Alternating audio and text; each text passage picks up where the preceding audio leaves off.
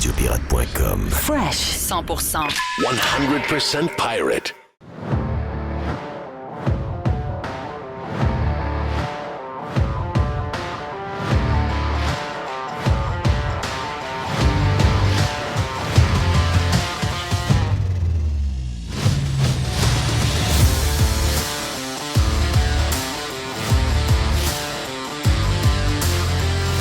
Dans le prochain bloc, en tout cas, les gens de Prime l'ont eu avant, mais pour les gens du live, là, vous allez avoir après, dans quelques minutes, vous allez avoir Dennis the Beautiful qui va nous résumer, en tout cas, je dirais, une des affaires importantes d'aujourd'hui, c'est-à-dire ce qui s'est passé aux États-Unis hier avec le Super Tuesday. De plus en plus, les Québécois s'intéressent à ce qui se passe aux États depuis... C'est peut-être, regarde, faisons un thumbs up à Donald Trump. Peut-être que ça l'a réveillé, ça l'a donné la chance aux gens de suivre un peu plus la politique américaine. Sérieux, si vous suivez par contre la politique américaine et que vous le faites via les médias québécois, vous êtes pas informé fort. Là. C'est un peu n'importe quoi. Là. Donc, on va essayer de rétablir ça. Les gens du Prime l'ont déjà eu avec Denis. Les gens du Live l'auront un peu plus tard. Mais c'est un petit 20 minutes de fun qui fait le tour de ce qui s'est passé hier. C'était le Super Tuesday. Et là, c'est pas mal clair. En tout cas, les nominés jusqu'à maintenant, est-ce que ce sera ça pour l'élection du côté démocrate? On verra. On a quand même quelqu'un qui est plus sur le poste pendant tout. Là. Mais en principe, on est pas mal certain d'avoir, en tout cas, Trump d'un côté, un peu moins certain pour l'autre côté avec Biden. Comment ça va arriver? Je ne sais pas. Va-t-il mourir dans son sommeil? Est-ce qu'on va trouver une manière de le tasser? Je ne sais pas trop, mais il va se passer quelque chose, c'est clair. Hey, je sais, Jerry, puis c'est pas mon sujet d'ouverture, mais j'aime ce genre de petit clin d'œil-là pour commencer. Je sais que tu aimes les histoires de boîtes, puis les histoires de... Oui, j'aime les histoires un peu en dehors de... Mais est-ce que tu connais... puis je sais que tu te rappelles très bien de tout... Ben, tout le monde se rappelle de l'histoire de Budweiser avec... j'oublie toujours son nom, là, le gars-fille là, qui était... Moulonné. Je pense que c'est Moulonné. C'est ça, exact. Je dis porte-parole. Il n'a pas été porte-parole. Il s'est fait donner un cachet pour faire une intervention sur les réseaux sociaux. C'est comme ça que ça marche maintenant avec les influenceurs. C'est Mulvaney. C'est ça. Ça va virer en bordel. Il y a un autre gros joueur qui est dans une controverse du côté de, je vous dirais, plus du côté européen. Est-ce que ça va déborder ici? Mais je comprends pas les grandes compagnies avec des grandes marques qui... bâtir une marque, là, c'est long en tabarnache. Puis gagner des parts de marché, puis t'établir, c'est des années de pertes. C'est des investissements à pu finir. Et une des belles marques, c'est Doritos. Est-ce que Doritos appartient à Pepsi? PepsiCo? Oui, Okay. C'est exactement ça. Donc, eux autres, ils ont sacré dehors la transgender Samantha Hudson. Donc, Samantha Hudson, c'est un gars, ça peut pas être plus un gars que ça, là, OK? Moi, les histoires de mettre du rouge à lèvres avec une genre de perruque, on le voit, là, tout est là. Ah, mais je prends des hormones. Non, t'es gars, là. T'es carrément un gars, là. Ah oui. Et cette personne-là était genre de influenceur pour les Doritos. Tu vas me dire lequel pays? C'est-tu l'Allemagne? C'est en Espagne. C'est l'Espagne. C'est l'Espagne? Ben oui, c'est en Espagne, exactement. Jerry! Pas chez vous? Ben oui, c'est chez nous, ça. Ben là. Wow! L'Espagne que je pensais immunisée contre le wokisme. C'est Doritos España. Non. Non. Oui. Mais là, ils l'ont mis dehors. Mais ça risque de provoquer bien des affaires. C'est que Samantha Hudson, un gars,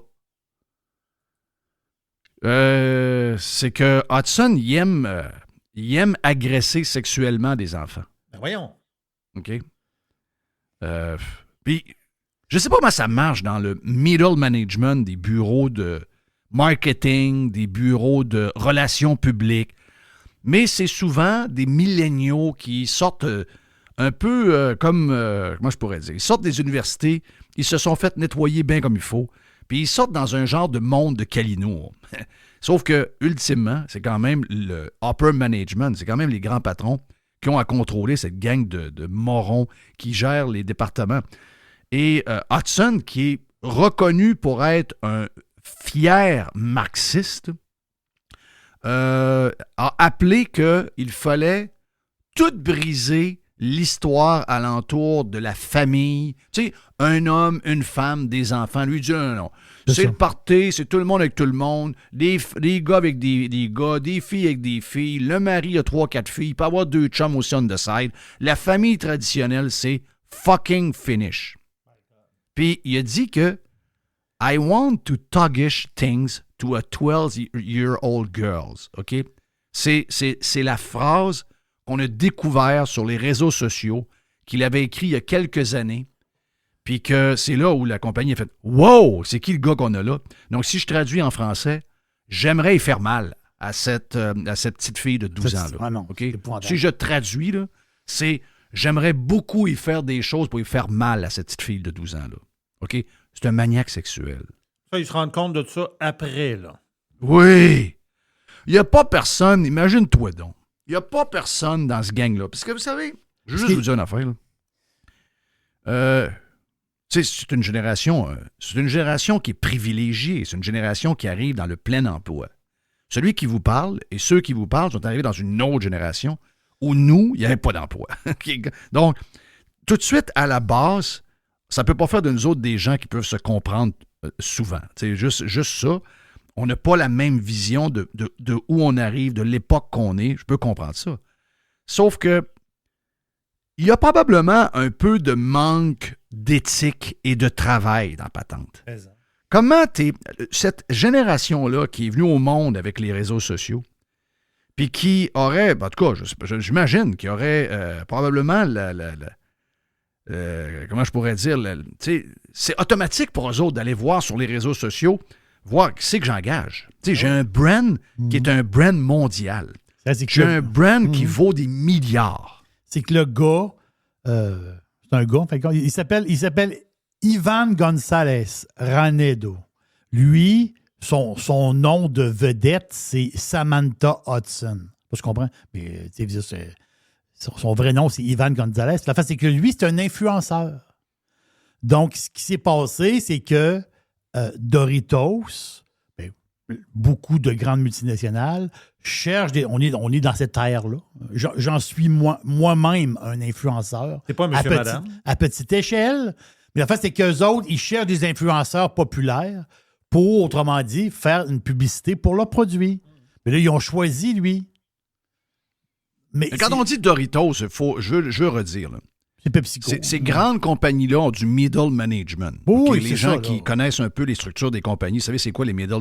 C'est les étages des buildings dans le milieu où ils se pensent pas mal meilleurs que ceux d'en bas, mais ils n'ont jamais accès à ceux d'en haut. Puis ceux d'accès d'en haut sont dans des cocktails, des réunions des préparations de documents pour la présentation des résultats financiers à chaque 3 mois, etc. Donc, ils s'occupent rarement du middle management.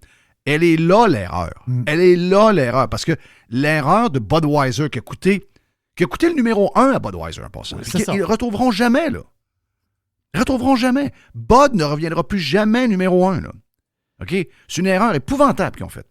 Mais qu'est-ce que c'est? Est-ce que c'est Budweiser qui l'a fait? Ben non, c'est une fille de 27 ans qui vit dans son monde, qui voit le monde différemment de ce qu'il est, puis qui essayait d'être trendy avec la Bud Light, puis dire, c'est plus juste du monde en pick-up qui vont prendre la Bud Light, je vais essayer de viser ma génération. Erreur. Tu courtises du monde qui ne parleront jamais de Bud Light. C'est ça. Ils n'ont pas appris de ça pareil. C'est incroyable. Et là, c'est Pepsi. Là. C'est aussi gros que Anheuser-Busch. Parce que cette personne-là, cette espèce d'influenceur-là qui faisait des capsules, une capsule qui s'appelait Crunch Talks. Donc, autrement dit, eux autres, ils ont dit, OK, bon, c'est croustillant, c'est quelqu'un que beaucoup de monde qui l'écoute. Donc, on va l'utiliser comme influenceur pour, autrement dit, pour une espèce de capsule Crunch Talks. C'est ça qui s'est passé. Donc, ils ont utilisé ce gars-là, puis ce gars-là, il est très douteux. Donc là, ils l'ont fait une fois sur une capsule, sauf que le monde a détecté ça. Ils ont dit, voyons, Christophe, Doritos fait de la pub avec ce bizarre-là. C'est là que ça. C'est juste une capsule, là. Puis ils ont dit, justement, PepsiCo ou Doritos, là, ils ont dit que c'était pas une campagne de pub nationale. C'était une capsule précisément sur le Crunch Talks. Ben, exactement comme l'autre. C'est exactement la même affaire. C'était pas une campagne nationale. Il n'y avait pas de plan. C'est je t'envoie 5000, fais-moi une plug avec la Budweiser dans ton bain. C'est ça. Ben, c'est aussi. Mais ce que je veux te dire, c'est que la gang qui n'a pas fait le job, là, les filles ou les gars là, au département de marketing, puis qui se pensent au-dessus de tout le monde parce qu'ils sortent de l'université, puis ils sont, regarde, sur deux autres, là, sont top of the world. Là. C'est pas du monde vaillant, ben. Non, c'est pas du monde, c'est ça l'histoire. Ouais, il voit pas du monde vaillant, ben. Oui, parce que une marque, comme tu l'as dit tantôt, une marque, c'est un joyau, OK? Donc, je comprends que faut aller rejoindre le monde où ils sont. Moi, je suis 100% d'accord avec ça. Oui, mais si tu t'associes à quelqu'un, si les gens ont trouvé tout ce qu'il faisait de travers et que c'était un malade mental... Voilà.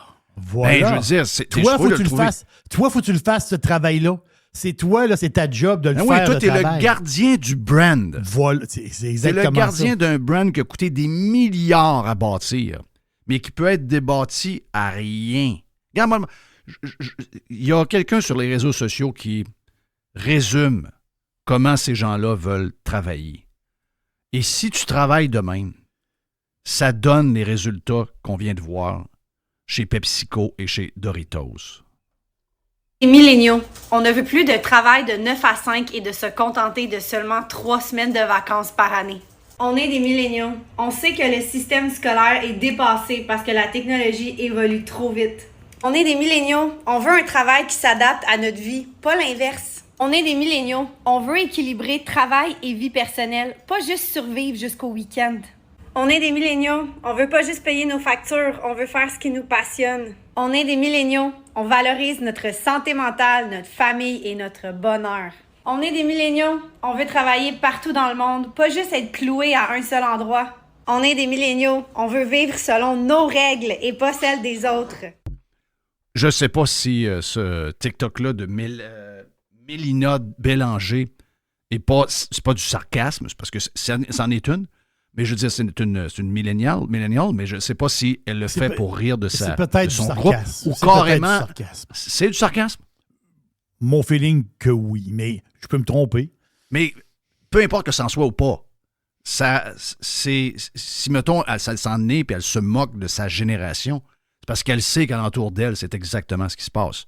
Au pire, c'est ce qu'elle pense pour vrai, mais il est là, le bug. Excusez-moi, là. Vous ne pouvez pas laisser votre business dans les mains de ces jeunes-là. Là. Non, c'est ça l'affaire. Non. Non, ça va mal finir. Ça va mal finir. Écoute, on est responsable de ça, là. On les a gâtés, on les a protégés, on les a cajolés, ils n'ont jamais eu un nom, ils ont... c'est des rois, c'est des enfants d'enfants rois, OK? Donc, ils sont privilégiés, puis en plus, au niveau démographique, ils sont aussi privilégiés parce que plein de monde, on ne fait plus d'enfants, donc le nombre de gens disponibles est diminué, on l'a expliqué souvent, puis le nombre de personnes qui s'en vont à la retraite à chaque jour est plus grand que le nombre de personnes qui rentrent sur le marché du travail à chaque jour. Donc, il y a un clash à un moment donné. Donc, eux, qu'est-ce qui arrive? Ils ont un choix incroyable. Et ils peuvent avoir cette attitude-là. Et si on était eux, probablement qu'on ferait la même chose. Mais je vais juste vous dire une affaire, c'est rien contre eux. Mais si vous avez une compagnie laquelle vous avez travaillé pendant des années, même si c'est une PME, soyez sûr qu'avant de donner la gestion, soit du marketing ou n'importe quoi à ce monde-là qui ne veulent pas travailler fort parce qu'ils veulent vivre avant de travailler, mon feeling, c'est qu'ils peuvent tout scraper en 24 heures. Là. En 24 heures. Deux mauvaises décisions en 24 heures, bang, c'est fini. Donc, c'est le même. Puis je sais qu'on entend parler. Ça change un peu. Hier, Bruno nous disait que de Toiture Polaire qu'il a ouvert un poste pour réceptionniste. Il y a quelque temps, tu ouvrais un poste, tu n'avais pas de CV. Il fallait que tu bègues pour avoir du monde. Puis tu prenais un peu n'importe qui, là. Là, il a ouvert un poste. En quelques minutes, quand il l'a affiché, 40 CV sont rentrés. Donc, il y a une game qui est en train de changer en ce moment. Mais c'est ça qu'il faut apprendre. Le Doritos, c'est gros. Quand tu es gros, tu déboules plus vite et de plus loin.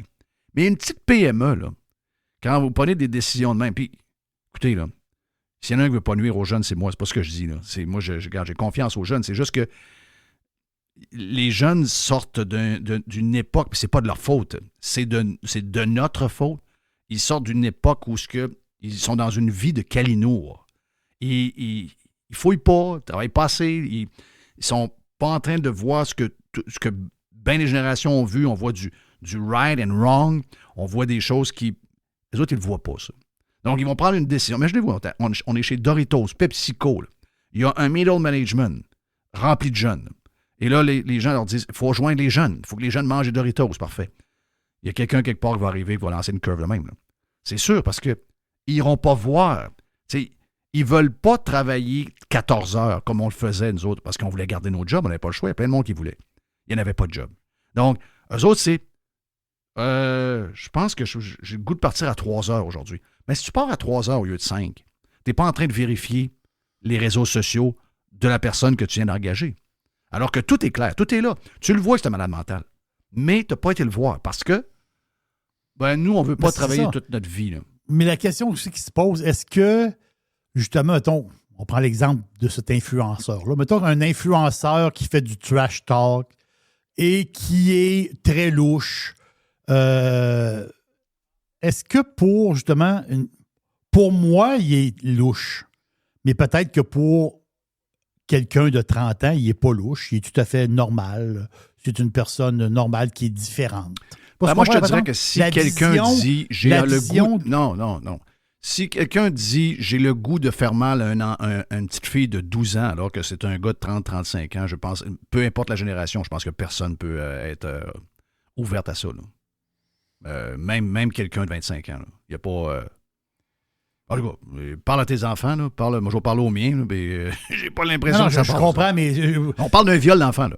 Oui, ça c'est le manque de travail. Ils sont pas ouvert, là. Je veux dire, tu peux aimer les tatous, tu peux aimer un paquet d'affaires, là, mais ça, c'est un peu spécial. Là. Mais je comprends, c'est ça, c'est le manque de travail. Ils n'ont pas fouillé plus ce qu'il faut. Ça, c'est sûr qu'ils n'ont pas fouillé le gars. Là. Ça, c'est évident, c'est un manque de travail.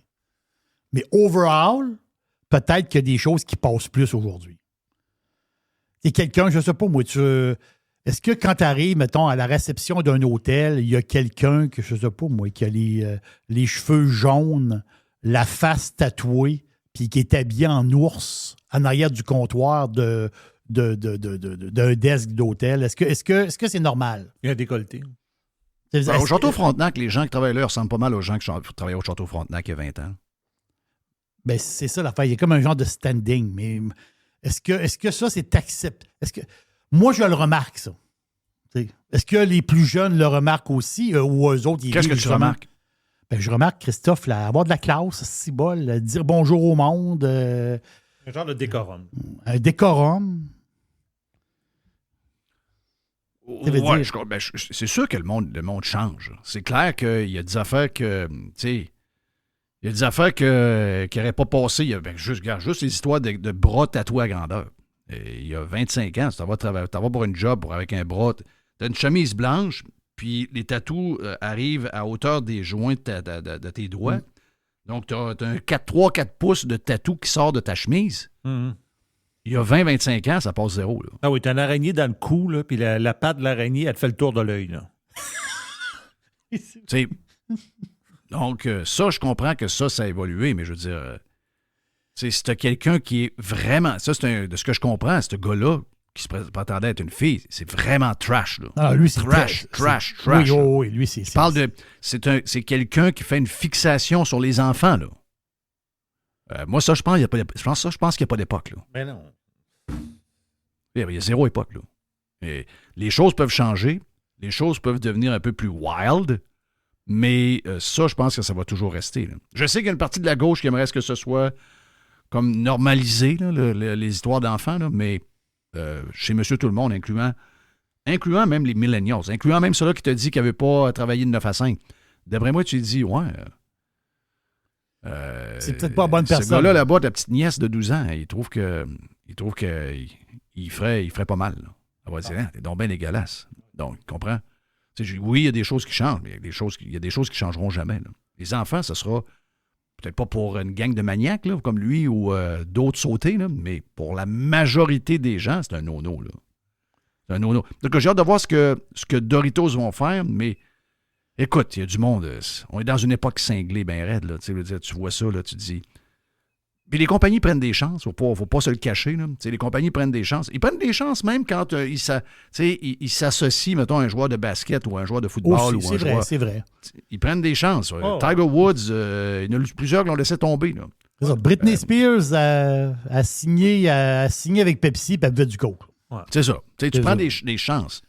Mais là, pour des patentes de même, là, pourquoi les prendre des chances avec du monde qui finalement n'ont pas... Ils peuvent démolir ta business, puis si jamais ils ne démolissent pas, puis qu'ils font l'inverse, le gain que tu vas faire paraîtra même pas dans tes chiffres. Là. 0, 0, 0, 0. Donc, c'est toujours de calculer qu'est-ce que tu peux gagner si ça va bien, qu'est-ce que tu peux perdre si ça va mal. Si tu perds 1 million de fois plus si ça va mal que ce que tu peux gagner, ben, même si c'est un contrat de 5 000 $ pour faire une vidéo sur Instagram, ça vaut zéro à peine. C'est ça, ça vaut pas la peine pas doute. Que ce soit nous autres qui sont en train d'expliquer ça à des méga compagnies en bourse qui sont des géants, c'est quand même spécial. Mais ça montre aussi comment ces grosses compagnies-là viennent complètement déconnecter au niveau du management. C'est le gros du problème. En parlant de sauter, j'en ai glissé un mot dans le Prime tantôt. En Allemagne, les Verts, OK, ils ont un nom, il s'appelle vol, je ne sais pas comment on le dit en allemand, là, mais ça veut dire les volcans, OK? Donc, les volcans en Allemagne, l'Allemagne n'a pas une bonne passe. Tu sais, l'Allemagne, si l'Europe tient au niveau économique, c'est l'Allemagne qui est le cœur de l'Europe. C'est le cœur économique de l'Europe, c'est l'Allemagne et de loin. La grande industrie, là, la très grande industrie, l'Allemagne. L'ingénierie, la recherche et développement, la qualité de ce qu'ils font, on le voit dans leurs voitures, etc. Mais pour les gens qui travaillent dans les industries, vous le savez, la majorité des équipements que vous avez ultra spécialisés souvent ont été créés en Allemagne. Donc, ce sont des leaders incroyables. Mais là, ils sont dans une passe économique très tough, OK? Beaucoup de choses, donc immigration hors de contrôle, un paquet d'affaires qui arrivent, des décisions sur des programmes des programmes green qui sont en train de crisser l'économie sur... mais les green en veulent plus. Et excusez-moi, là, Tesla a été victime de sabotage. Parce que Tesla, ils ont ouvert en Allemagne, je pense, il y a à peu près une couple d'années. Là. C'était quand même une usine immense, là. C'est-tu 12 000 employés ou 20 000 employés? En tout cas, c'est plus que 10 000 employés. C'est 12 000, je pense. 12-13 000 employés. Ah oui, c'était immense. Là. C'est très, très, très gros. Là. Et l'usine a été arrêtée pendant quelques jours. Là. D'ailleurs, l'action de Tesla va pas bien à ce temps-là. Là. Mais parce qu'il y a un ralentissement des ventes de voitures électriques. Mais c'est eux autres qui fournissent, une des raisons. C'est eux autres qui fournissent les Tesla en Europe à grandeur. C'est ça. Donc, c'est cette usine-là qui... Oh oui. Et l'usine a été arrêtée, pas 2 heures, plusieurs jours. Parce que les Greens sont malades. Là. Non, les gouvernements font affaire avec des terroristes. OK? Ces Greens-là ont fait sauter, ont fait brûler un pylône d'électricité qui amenait l'électricité vers l'usine. D'une usine qui fait des chars électrique. Oui. Des chars. Qu'est-ce qu'on vous avait dit, Jerry? Ah non, le pizzaman. C'est toi qui l'as dit, ça. C'est toi qui l'as dit. Et Jeff, le mangeur de hot dog vapeur de la bonne patate à Chicoutimi-Nord. C'est très bon, des hot dog vapeur. J'aime ça, moi. Mais... Qu'est-ce qu'on avait dit dans le temps pour la voiture électrique? Quand il va en avoir... Quand il n'y en a pas beaucoup... ça prend des voitures électriques, mais quand à un moment donné, il va en avoir un peu partout, ça va devenir leur ennemi. Voilà. Ça, c'est confirmé ce qu'on disait il y a 3-4 ans. 5 ans. En réalité, c'est pas des Greens. C'est des communistes. C'est des communistes sauvages. Voilà, des terroristes. C'est des melons salauds, d'eau. des écœurants. Des assis de voyous. Mais les gouvernements font affaire avec ces gens-là. D'ailleurs, au Canada et au Québec, on les subventionne tous. C'est incroyable. Et on revient dans un instant sur Radio Pirate. Prime et live. Enfin. Pirater, c'est légal. Radiopirate.com. Pirater, c'est légal. No commercials, no limits. Radio Pirate. C'était le Super Tuesday hier. Et ça s'est pas mal fini ce matin pour Nikki Haley. Donc, qui a, très tôt ce matin, aux alentours de 5h30, 6h moins quart, envoyé un communiqué pour annoncer que c'était terminé pour elle, malgré sa belle victoire dans le Vermont, parce que ça a encouragé beaucoup de journalistes québécois, cette victoire dans le Vermont. Ils sont spéciaux, notre gang, ils sont vraiment spéciaux. Dennis de Beautiful est avec nous, parler du Super Tuesday. Ben là, regarde, je pense que c'est réglé. C'est pas mal Donald Trump contre Biden. Oui, c'est ça que les chiffres disent ce matin. C'est Haley, comme tu dis, là, Haley, ce matin, c'est fini. Il est temps. Il est temps pour elle de partir. Les chiffres disent que ça va être Trump contre Biden. Moi, je continue à dire que Biden ne sera pas là au mois de novembre. Ils vont trouver une excuse. Je pense que le fait qu'il pourrait avoir une convention ouverte, ce qu'ils appellent sans avoir de... Tu sais, mettons que Biden, dans 2 mois, ils disent que ça va pas, il est à l'hôpital ou quelque chose comme ça, puis Kamala Harris se dit qu'elle n'est pas intéressée. Ben, t'as ce qu'ils appelle une convention ouverte où tu peux faire des nominations directement de la salle et puis quelqu'un qui va être élu. À cette convention-là, c'est plus intéressant de regarder ça que de voir quelqu'un que tu sais déjà qui va être là. Là, les choses intéressantes qu'il va continuer de regarder, c'est qui ils vont choisir comme colistier. Biden n'est pas obligé de prendre Kamala Harris, c'est pas automatique.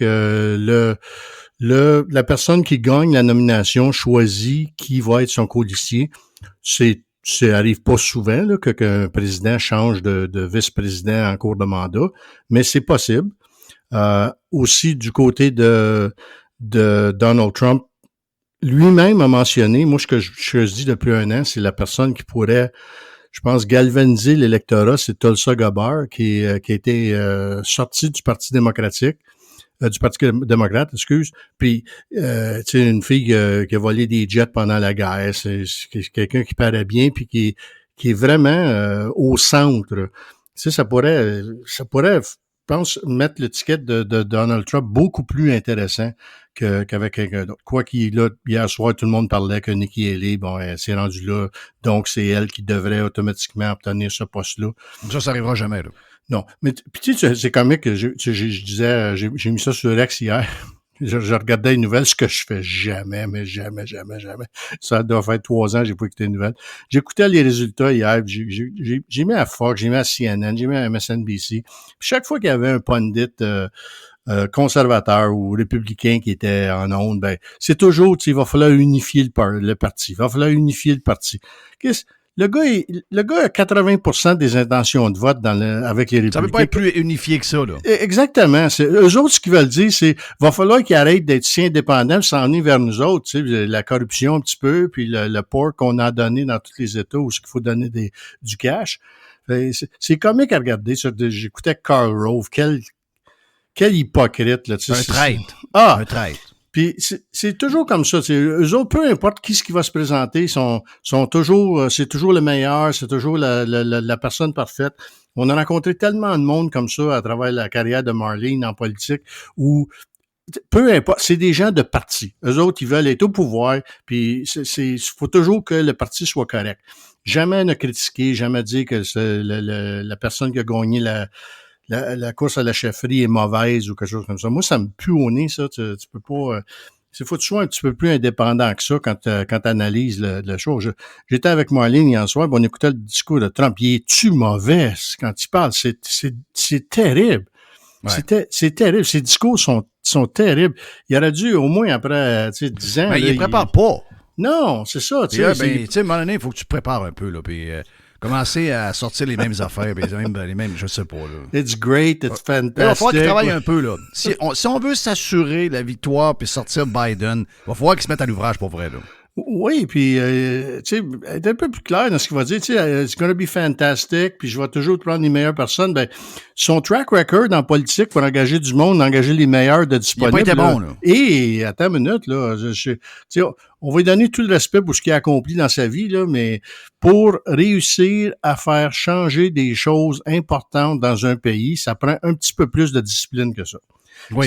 Ça va falloir que tu te montes une équipe qui est capable de comprendre ça fonctionne comment dans la fonction publique, qu'est-ce qu'on a à faire, qu'il faut acheter, c'est tout des vendus, là, tu sais, faut que tu fasses t'es dans le swamp, tu fais affaire avec des alligators puis des boa constructeurs, c'est vraiment des prédateurs qui sont là, qui veulent ta peau à tout prix, qui veulent ton cash, fait que faut que tu fasses affaire avec ces animaux-là, puis la manière que le gouvernement américain fonctionne, c'est pas comme nous autres au Canada. Tu sais, quand t'es élu président, t'es pas un dictateur. C'est pas 3-4 gars qui mènent, là. Non, c'est ça. Au Canada, Trudeau, il fait ce qu'il veut, là, tu sais. En autant qu'il peut acheter Jack Med ou le gars du Bloc, ben, il peut rester au pouvoir jusqu'aux prochaines élections. Puis, j'ai lu hier, tu sais, une autre crise, qu'est-ce qui arrive? Bah, il va falloir remettre les élections. Ça a l'air que les cours au Canada sont tous d'accord avec ça. Quand il y a une urgence, la Constitution n'existe plus. C'est quoi l'urgence? J'essaie de comprendre. Je sais pas, ils vont en faire une. La COVID, c'est une urgence. Ils vont en créer une inventer urgence. Puis Okay. aussitôt que tu as une urgence, à cette heure, comme je pense Jerry qui disait ça, ils l'ont pas enlevé, ces lois-là. Non, ils n'ont pas enlevé. Ils sont toujours là. Ils sont encore des livres, ils peuvent s'en servir. Puis la Cour nous l'a dit dernièrement, là, quand tu fais ça en état d'urgence, ben c'est correct. La Constitution, ça n'existe plus. Oui, c'est ça. On l'a vu. Fait que c'est pas comme ça aux États-Unis. Tu sais, la dernière, ça n'a pas été long là, pour l'affaire du Colorado. C'est très rare que je me rappelle pas la dernière fois qu'il y a une décision unanime de la Cour suprême des États-Unis. Là, ça arrive pratiquement jamais. Puis là, tu sais, 9-0 contre le Colorado, dire que les États ne peuvent pas décider qui va être sur un bulletin de vote fédéral. Fait que, au moins ça c'est. Est-ce qu'il va être disponible pour les élections? Il y a encore, je sais pas, 3, 4, 5 patentes en cours qui restent à régler. Il y a l'affaire de New York où il parle de saisir ses bâtisses d'ici à la fin du mois, ou même pas d'ici le 15 de mai. Fait que je ne sais vraiment pas ce qui va arriver. Hier, tu sais, tout le monde disait, oui, ça va être Biden, ça va être Trump, ça va être Biden, ça va être Trump. Tu vois-tu, toi, Biden en train de faire un débat? Voyons. Ça ne peut pas arriver. Ça n'arrivera pas. Voyons. Hey, le gars, là, je ne sais pas si tu l'as vu hier, là. À un moment donné, il est quelque part, il est assis, puis il y a un genre de table, là, puis il y a un micro dans les mains, puis là, ça finit. Puis là, il est jammé, puis là, il reprend le micro, puis... Ah non, mais sérieux, là, c'est même plus drôle, là. Non, c'est de l'abus. C'est carrément ça. C'est carrément de l'abus envers les personnes âgées. Puis moi, j'aime pas ça, voir ça. OK? Tu sais, Biden, là, il n'est pas tant que ça, moi, là. Je ne suis pas complètement viré fou, puis faut quasiment prendre Biden parce qu'il y a de l'autre bord. Moi, je suis pas de même. Mais, je veux dire, là, c'est assez duré, là. C'est les États-Unis d'Amérique, je vais le faire. C'est dangereux au niveau mondial. On le voit, là, ça va pas bien en Europe, ça va pas. La guerre de l'Ukraine qui s'étire. Quoique il y en a une qui a pris sa retraite hier, là, ça, c'était une méchante malade mentale, là, elle, les guerres, elle aimait ça, mais je me rappelle pas de son nom, là, je l'ai pas devant moi. Mais il y a une dame assez C'est madame d'Arizona, là? Ouais, c'est ça, qui s'est retirée. C'est bon signe. Il y a des gens là-dedans qui... Encore là, achetés par le complexe industriel de la guerre aux États-Unis, qui dépense énormément d'argent. Va falloir absolument qu'il se passe quelque chose. Je sais qu'il y a eu énormément de causes en cours au niveau des financements des campagnes pour toutes les, tu sais, que ce soit le Congrès, le Sénat ou la présidence. Il y a eu des montants qui sont rentrés en cours. Puis aux États-Unis, ils équivalent l'argent à ton droit de parole. Là, tu n'as pas le droit de donner plus que ça à un candidat. Il y a un montant maximum. Là. Je pense que je pense que c'est 10 millions. Là. Je ne me rappelle pas qui pourrait ramasser au total. Mais tu peux donner tout ce que tu veux à des super PAC qui supposément ne parlent pas à la campagne, mais qui peuvent dépenser n'importe quoi pour n'importe quand, pour n'importe quel candidat. C'est quelque chose qu'il va falloir qu'il change. si on veut que la démocratie aux États-Unis reprenne de la vigueur, puis reprenne un peu ce que le peuple veut voir, faut enlever de l'argent du système. Ça va être difficile à faire. Aucune idée comment est-ce qu'ils vont réussir à faire ça, mais là, c'est débile. Ils se dépensent des... 1 milliard des campagnes pour la présidence la dernière fois. Oui. C'est de la folie furieuse. On peut critiquer notre système de politique au Canada, mais ça, je pense que c'est une chose qu'on a bien fait. C'est que c'est difficile d'influencer une campagne avec de l'argent au Canada. J'ignore comment ça se passe en Europe, mais ça serait intéressant de regarder ce qu'ils peuvent et ne peuvent pas faire. Faut donner ça, je pense, c'est René Lévesque qui avait amené les premières restrictions à comment on pouvait donner de l'argent à une campagne électorale. Fait que c'est pas tout mauvais ce que quelqu'un fait. On va voir ce qui va se passer, mais aux États-Unis, c'est débile. Il y a eu beaucoup trop d'argent dans ce système-là. Oui, ben regarde, on voit que Trump va aller béguer Elon Musk pour avoir de Oui. l'argent.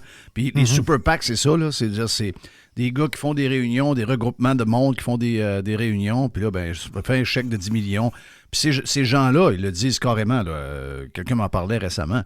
Puis il y en a quelqu'un qui avait fait un chèque dans un genre de meeting à Jupiter avec Donald Jr. puis un paquet de monde. Puis c'était même pas pour appuyer le père, c'était pour un autre candidat de je sais pas trop où.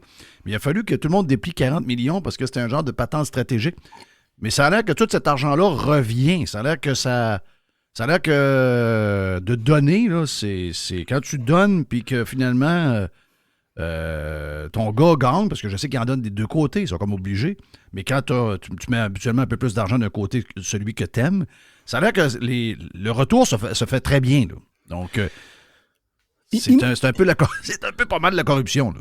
Tu sais, imagine, là, si on ramène des choses qu'on peut comprendre. Le gouvernement du Québec a un budget qui va excéder 150 milliards de dollars. Le Québec, un bled perdu dans le Nord, là, avec presque pas d'économie, il y a juste des fonctionnaires ici. Ben, regarde, je vais te donner juste un exemple. Il y en a qui vont dire, il n'y a pas de pilote, OK, parfait.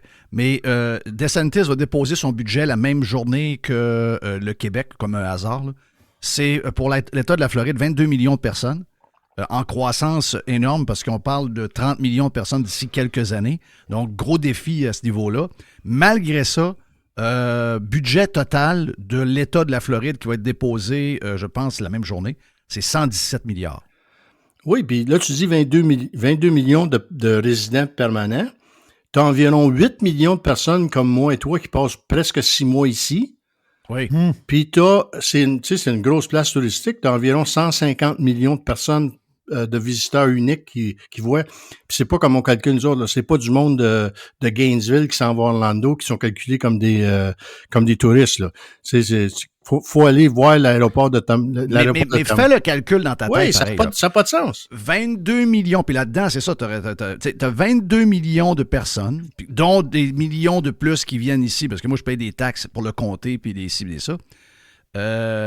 Mais nous autres, on est 9 millions, et ils réussissent à venir chercher dans nos poches 150 milliards dépassés, juste le provincial, et eux autres, c'est 117 milliards pour 22 millions de personnes. Puis mon point au début, c'était à 150 milliards. Nous, on le voit à tous les jours, les quantités énormes d'argent qui se gaspillent dans un système politique. Imagine le budget des États-Unis. Ils n'ont pas de budget. Ça doit faire 10 ans que le gouvernement, plus que ça, il faut retourner à Obama. Depuis le deuxième mandat d'Obama, il n'y a pas de budget aux États-Unis. Il continue à fonctionner avec... On a atteint tu sais, tu passes ton temps, il va y avoir une négociation sur c'est à toi 3 mois quasiment. La dette. C'est le plafond de la dette. Le gouvernement va-t-il arrêter de fonctionner? Un vote important demain soir. Oui. Tout ce que c'est, ils disent, OK, on pouvait emprunter jusqu'à, je sais pas où ils sont rendus, là. 34 trillions. 34 trillions. On peut emprunter jusqu'à 34. Mais là, tout ce qu'ils font, ils se font un meeting à la gang, ils disent, non, on va monter ça à 36. Puis pendant qu'on va faire ce bill-là, moi, je vais envoyer un petit 10 millions dans mon territoire ici pour aider un gars ci, un gars ça. Fait que comme tu disais tantôt, le gars qui donne une campagne électorale, il sait que l'argent va revenir par un ses... Faut que tu arrêtes ça. Sans ça, le pays va s'enlisser. Je disais il y a une dizaine d'années à tout le monde qui me parlait du déficit puis de la dette américaine que c'était le seul pays au monde qui pourraient, s'ils voudraient, régler leurs problèmes en mettant, je sais pas moi, tu peux mettre une taxe d'essence de 10 cents du gallon qui irait directement à la dette, pas à Washington, puis avec leur pouvoir économique, à travers 10-12 ans, peut-être tu t'éliminerais la dette au complet. Ça, c'est il y a 10 ans. Là, ils ont tellement ajouté d'argent sur cette dette-là que je ne sais plus si les mathématiques fonctionnent encore. Ils se sont mis vraiment dans la dèche. Ça demeure que c'est la place où il y a encore de l'espace pour taxer, ce qui est plus le cas en France, ce qui est plus le cas en Angleterre, ce qui est plus le cas en Allemagne, ce qui est plus le cas au Canada. Tu sais, quand même qu'ils voudraient, puis quand même qu'ils annonceraient dans le budget qui s'en vient cette semaine des hausses de taxes, ils le savent que les revenus qu'ils mettent là, ça arrivera pas. Ils ont atteint le point de non-retour avec la dette, puis je vois pas comment... Mais ça, Trump ne changera pas ça, là. Non. Impossible. Puis là, on a vu que l'establishment républicain ont scrappé les élections de 2022, les mi-mandats, Oui. en ne mettant pas d'argent où il aurait dû mettre de l'argent, en ne s'occupant pas des fraudes électorales. L'Arizona, ça va être encore un shit show en 2024.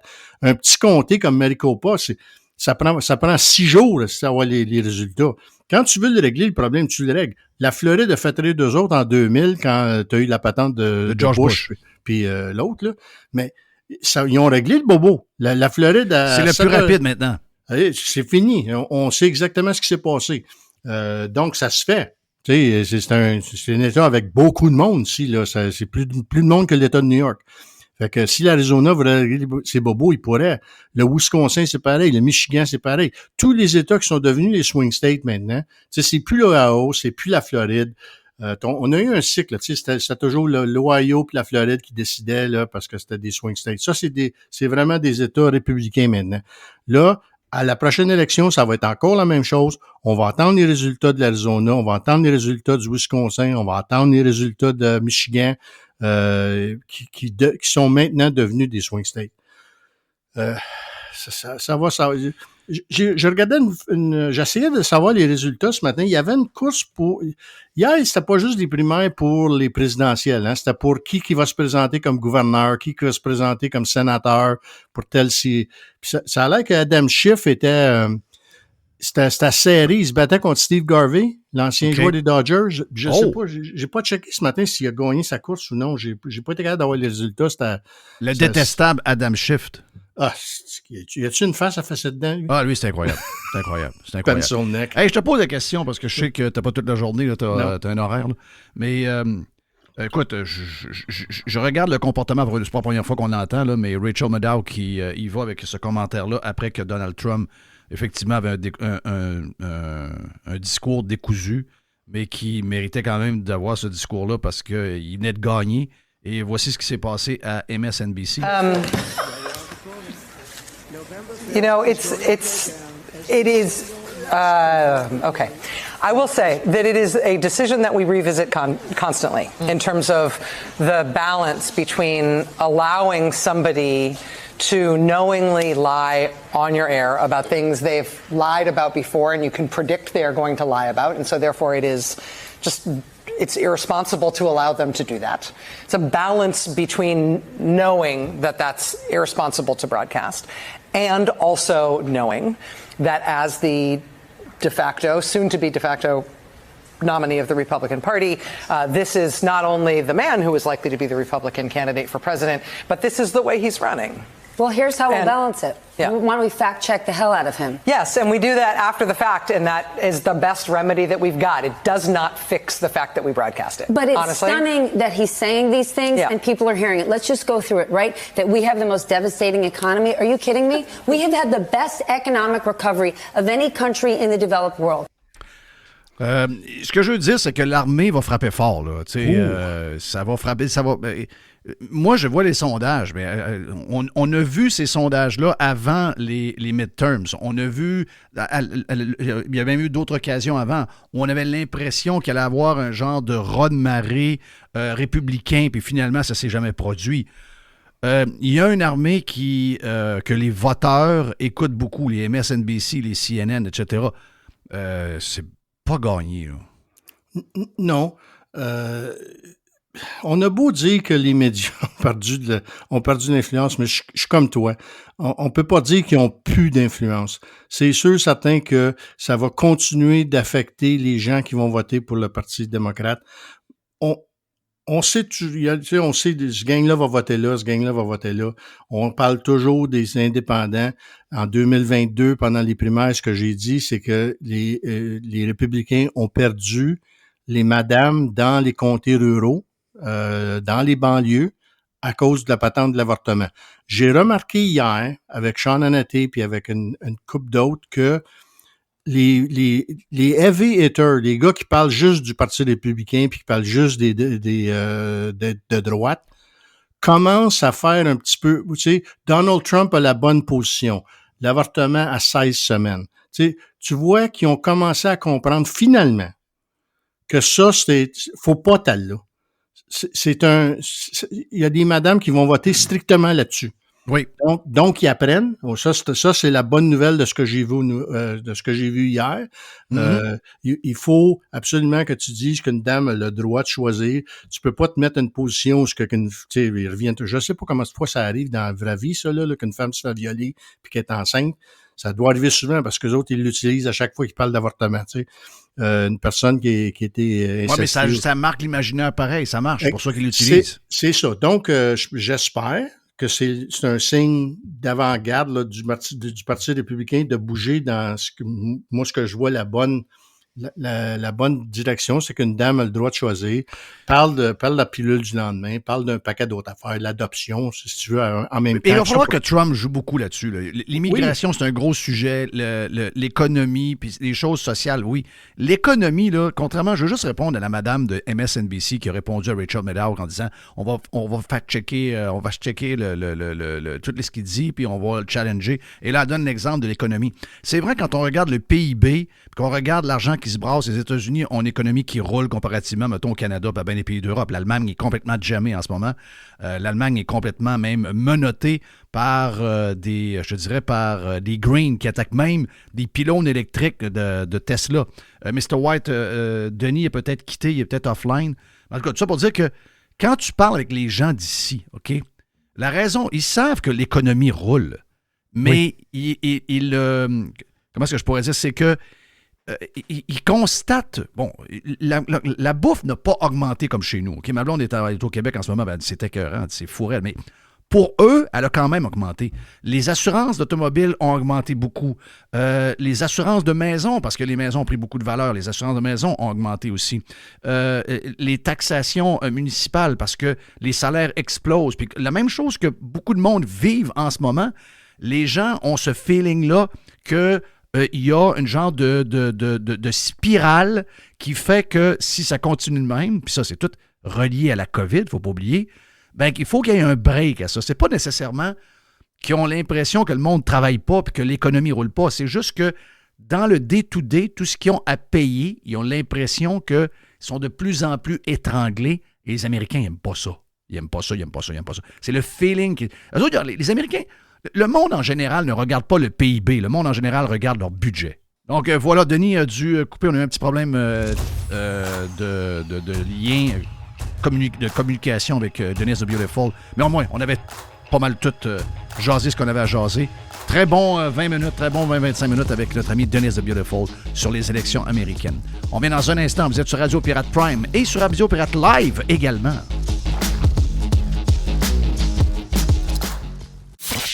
Jeff Fillion. Radio Pirate. Do you like it? Yeah! 100% Pirate. Here comes the money. Here we go. Moi, je fais pas de recommandations.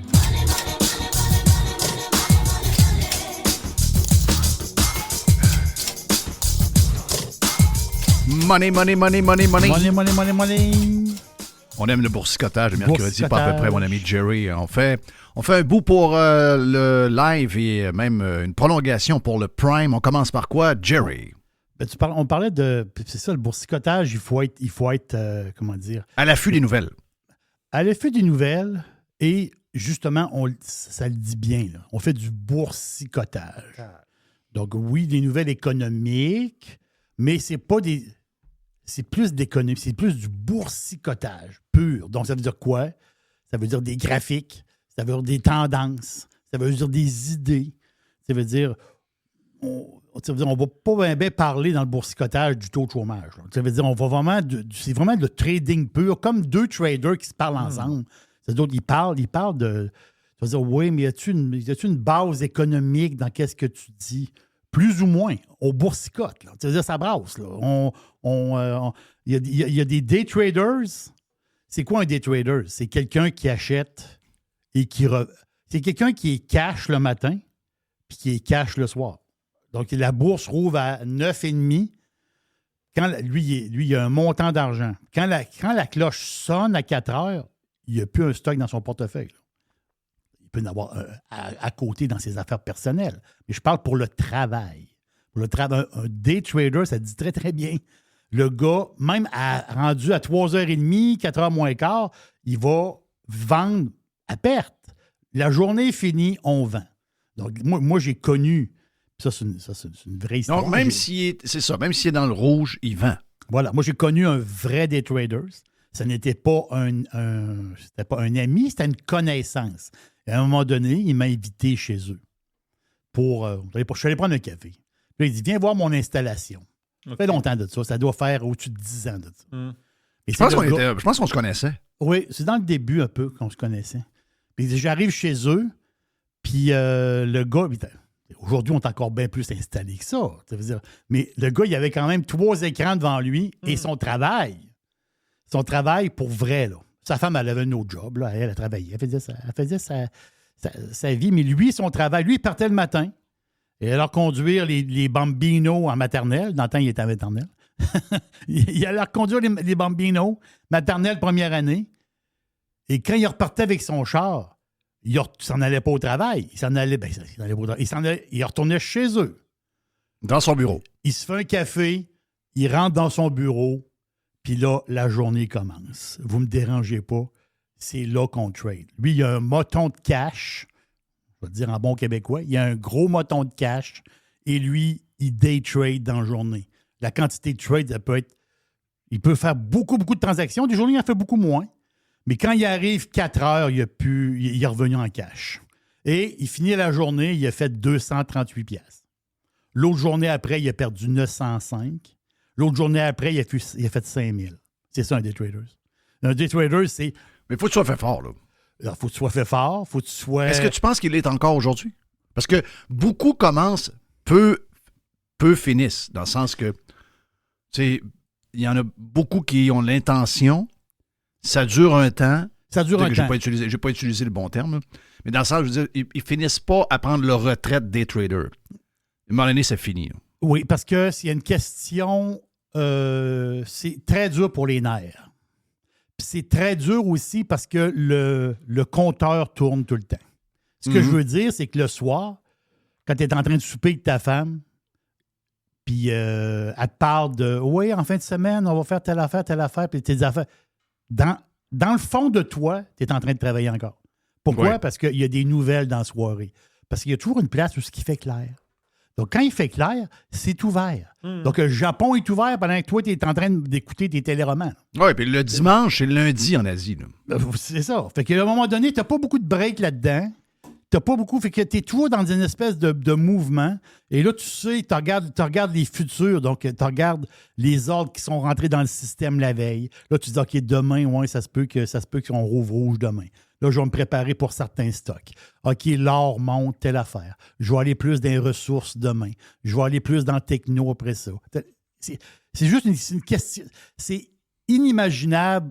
C'est, comment dire, c'est très prenant. Donc, ceux qui le font, je pense pas qu'ils le font. Je pense pas qu'ils sont là-dedans longtemps. Je pense pas.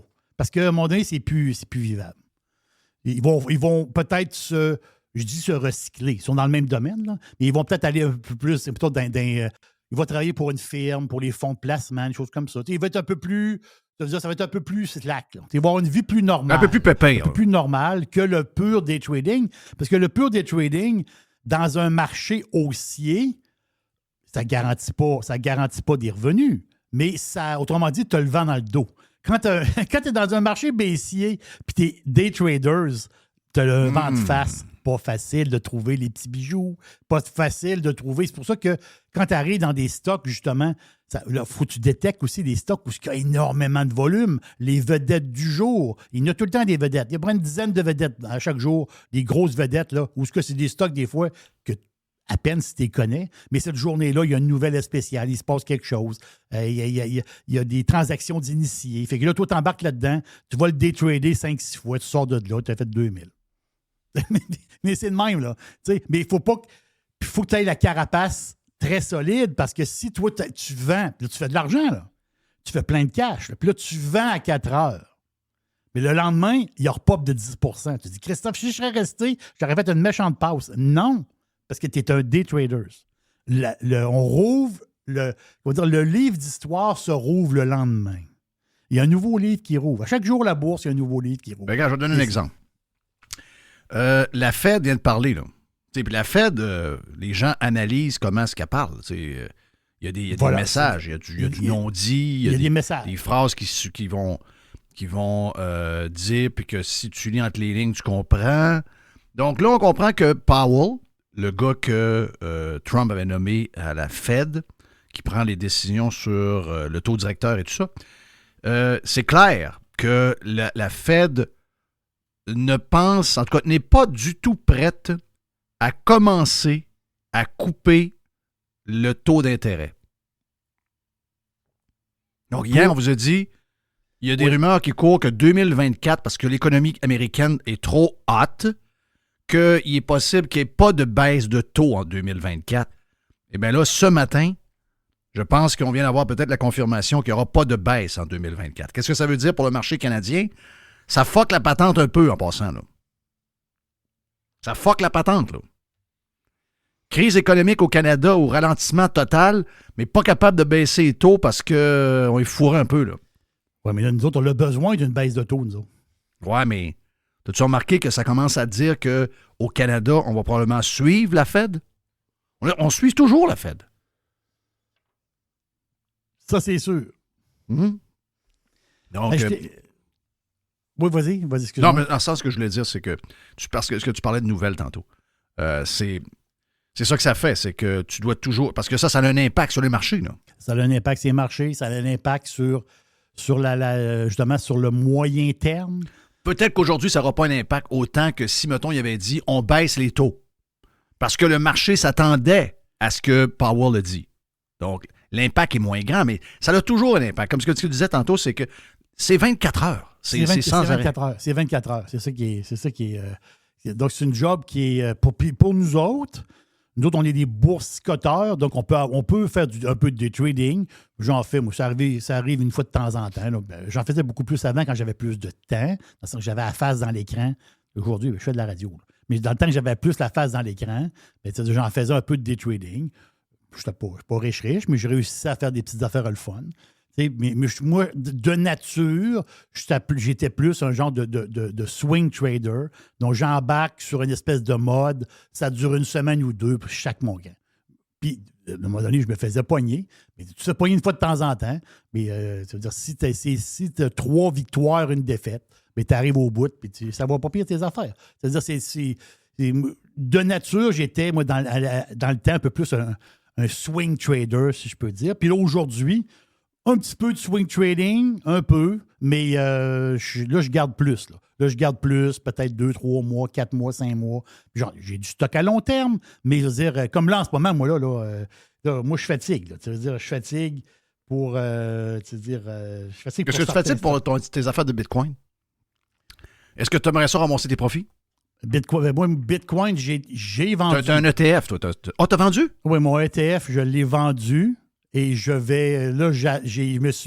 l'ai vendu à profit, à fort profit. Et je l'ai vendu au complet. Et là, je me suis dégagé un peu d'argent. Il y a une partie de mon cash que je l'ai mis ailleurs. Et j'ai acheté d'autres choses. Puis j'ai une partie de cash que j'attends le repli. S'il y a un repli intéressant, je rembarque. Je dirais un repli. Façon de parler. Là. Ça veut dire, mais d'après moi, si le Bitcoin retourne... peut-être, je ne sais pas, mais il est à quoi? 66 en ce moment, le Bitcoin, là, ou dans ce coin? Il n'a pas pogné 69 hier? Oui, il a pogné 69 hier, mais il est allé jouer. Il a pogné 69 hier, il est allé retomber à 61. Là. Il a brossé en tabarouette hier. Et si boire. Non. Hier, il y a une gang qui ont fait un parti tour sur de le party, montagne là. russe. Non, il y a un tour de montagne russe. Là. Non, c'est assez impressionnant hier. Là, en ce moment, je vais te dire exactement live, on est à 66 en ce moment. Et si bol. Ouais. Donc, ceux qui ont acheté 101 hier, déjà une belle ride. Oui, sauf que mais c'est ça qui est drôle dans l'histoire du Bitcoin, parce qu'il y a des genres de mimes qui sortent. Tu sais, dans le sens que lui qui a acheté à 61, OK, en ce moment, il est à 66. Je peux te le garantir qu'il n'est pas content. Il n'y a personne de content. Parce que il a touché 69. Dans sa tête, tu te dis, j'ai acheté à 61, j'aurais dû sacrer mon camp à 69, puis là, il va baisser, puis là, je vais le racheter. On cherche le move parfait. Ben oui, je sais. On cherche le... On n'est jamais content. Ceux qui ont acheté du Bitcoin à 50 000, si le Bitcoin redescend à 58, Puis qui vendent. tu vas dire, ben, t'es pas heureux, t'as acheté à 50, il est à 58. Non, il était à 69. Ben non, il est à 69. Ben c'est ça. C'est ça être perdant. C'est ça. La bourse, c'est très difficile pour le moral. Là. C'est très, très difficile. Puis il faut le dire aussi, c'est que le Bitcoin à 69 000, c'est une cage à homards qui a duré des mois et des mois. Là. Il y a du monde qui ça fait 2 ans qu'ils sont dans la cage. Là. Ils ont été tranquilles un bout de temps, eux autres, là, quand le Bitcoin était à 16, 17, 18 000. Comme moi, là, ce matin, je suis Broyait. content. Je vais te dire pourquoi. Parce que, j'ai largué du Apple Voilà. à 170 $. Puis là, je me suis dit, Apple, il y a une run tough qui s'en vient. Et il a monté à 190 $. Puis j'étais là, là, je le disais à ma blonde, j'ai vendu bien trop de bonheur. C'est ce que j'ai fait là. Il a monté plus que ça. Il a quasiment touché 200. Il a monté à 196, hein? Oui, c'est ça. Je vais te le dire exactement. Toi, t'es plus boursicoteur qu'on pense. Oui. Et là, à matin, 169 $. Je gagne! J'ai gagné. Winner! Ben oui, Regarde. tu aurais pu dire, ben non, j'aurais pu attendre puis le vendre à 195. Et c'est 199 et 62. Exactement. Ils ont manqué poigner 200. Ils ont failli pogner 2 ans. Mais là, c'est ça. Là, en ce moment, tu te sens bien, mais tu te sentais pas bien à Noël. Et là, je suis même sur le bord de racheter. Ben, c'est ça. Je te l'ai dit hier, je vais aller voir le graphique. Oui, exact. Je dis, Jeff, je vais aller voir le graphique pour toi. OK? Mais Costco, cette semaine, t'as un bon call. Moi, je sens quelque chose de bon pour Costco. Là. Résultat jeudi sur le close. Le stock a touché son haut à vie lundi, je pense. Hier, toutes les technos étaient basses, puis Costco, Walmart encore en hausse. Tu sais, c'est sûr que tu peux te faire pogner, une baisse peut-être. Résultat, les analystes, on s'en fout. Mais les résultats, tu dis, je perds un 4, un 5 %. C'est fort possible. C'est fort possible. Mais je pense qu'à moyen et long terme, la cage ne sera pas fermée longtemps. Non, c'est Costco. C'est mon feeling que la cage. Tu sais, c'est comme imaginez-vous si Costco ouvre 250 magasins de plus dans le monde. Parce que eux autres, là, ils ont de l'espace. Hein? Ils peuvent en ouvrir des magasins. Là. Ils ont exactement ça. Puis c'était le stock chouchou, justement, du grand chum à Warren Buffett. Donc en partant de Warren Buffett, on parle de lui. Berkshire Hathaway, ben c'est ça en ce moment, là. C'est ça qui chicote un peu le monde. Tu as la patente de la Chine avec les iPhones. Ça, c'est une chose. Okay? Pour les gens qui ne savent pas, c'est que sur le live, entre autres, on en a parlé hier sur le Prime, des baisses de 25 % des ventes. Donc, Apple est 4e en Chine. C'est Huawei qui est le gros leader. Donc, ça commence à être tough en Chine pour Apple. C'est ça qui fait mal. Là. C'est ça qui fait mal. C'est ça qui donne un petit doute. Mais il y avait un petit doute avant aussi. Petit doute, faisons parler. L'affaire, c'est que l'un des plus gros porteurs de parts de Apple, c'est Berkshire Hathaway. C'est le gars qui boit du coke, qui mange des cornets de crème glacée. Eux autres, ils ont la quantité d'actions, là, c'est inimaginable. Ils ont 100 excuse-moi, pas 100. Ils ont 905 millions d'actions. Tabarnache. C'est un bloc, ça? Hein? Mais il y a à peine, il y a un mois, à peu près, il y a vraiment un mois, ils se sont délestés pour 2 milliards d'actions d'Apple qu'ils ont vendues. Donc, tu vas dire, oui, c'est juste une petite partie, mais quand même, c'est la première fois qu'ils délestent du Apple depuis qu'ils ont loadé le truck, parce qu'ils n'ont pas loadé le truck du jour au lendemain. Le loadage de truck, c'est fait sur C'est des en mois. cours de route, là. C'est ça, c'est un average up. Là. Enfin, on s'entend dessus là, dans une vieille expression. mais là, l'affaire, c'est que ça déleste de Apple. Mais là, on part, là, on tombe. Là. On tombe tranquillement, pas vite. On tombe. Là, on vient de tomber en bas de 170. On s'en va où? Là? Il y a un support. Je suis allé voir. Il y a un gros support à 165. Mais l'autre support en bas est à 144. Là. Oups, un peu. Là, il y a, la première marche est pas si pire. La deuxième marche, il en manque 3-4 marches. Là, ça fait boum. Là, il y a une marche plus haute. Là. Donc, Apple, en ce moment, n'a pas beaucoup de support. Et la fameuse force relative, Jerry est étonnant avec tes histoires, mais là, on boursicote. Là. C'est-à-dire, c'est du pur boursicotage. La RSI, en ce moment, d'Apple est à 23. Ce matin, il était à 23. Mais si on regarde, ça veut dire quoi? En ce moment, le stock d'Apple, il le plus... Depuis au-dessus de 5 ans, est le plus survendu. Donc ça veut dire quoi? Ça veut dire qu'il y a réellement un dégraissage quelque part. Est-ce que c'est BRK qui dégraisse? Je l'ignore. Mais en ce moment, ça dégraisse du Apple. Il y a un gros qui vide son camion. Non, j'ai parti un trend. Il y a un gros qui vide son camion en ce moment. Non, j'ai parti un trend. Quand ça va finir, je ne le sais pas. Mais en ce moment, le camion Ben, là, ils ont levé à Ben. La gravelle, elle tombe en arrière. Il y a quelqu'un qui délaisse du Apple présentement et c'est ça qui pose la question. On a hâte de voir au prochain, autrement dit, peut-être dans un mois ou un mois ou deux, on va voir est-ce que Berkshire Hathaway continue à délester du Apple. C'est ça qui nous énerve. Le bonhomme ne va pas nous le dire avant, mais lui, quand il vend, mais je te pose une question sur Apple. Moins d'innovation qu'avant. OK, je comprends les montres, je comprends les AirPods, pas quelle affaire de même, là. Mais, tu sais, ils sont comme rendus, si on compare à l'époque de Steve Jobs, puis du gars qui était au design, puis toute la patente, si vous avez vu le film, là.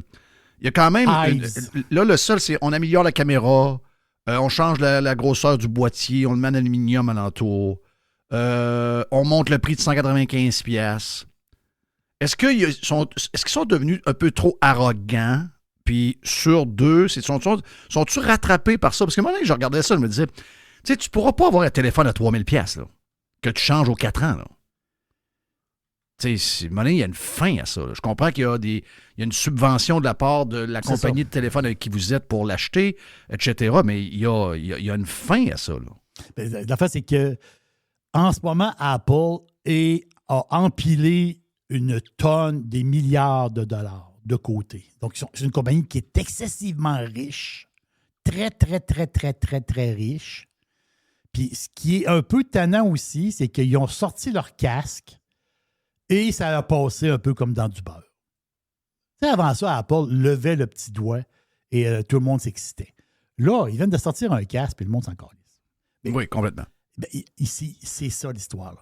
Il y a une question d'innovation, il y a quelque chose là, au-delà de l'argent qu'ils ont, parce que c'est une banque Apple. Apple, il y a de l'argent. Impossible de s'imaginer comment ils ont de l'argent. Là. C'est fou. Là. C'est débile. Comment ils sont riches. Riches comme Crésus. C'est une des compagnies les plus riches sur Terre. Peut-être même la plus riche. Mais, justement, c'est ça. Là. La bourse, c'est l'avenir. Hein? On se dit, la bourse, c'est l'avenir. Mais le bonhomme, lui, il a loadé pendant énormément de temps. Est-ce que le bonhomme est en mode de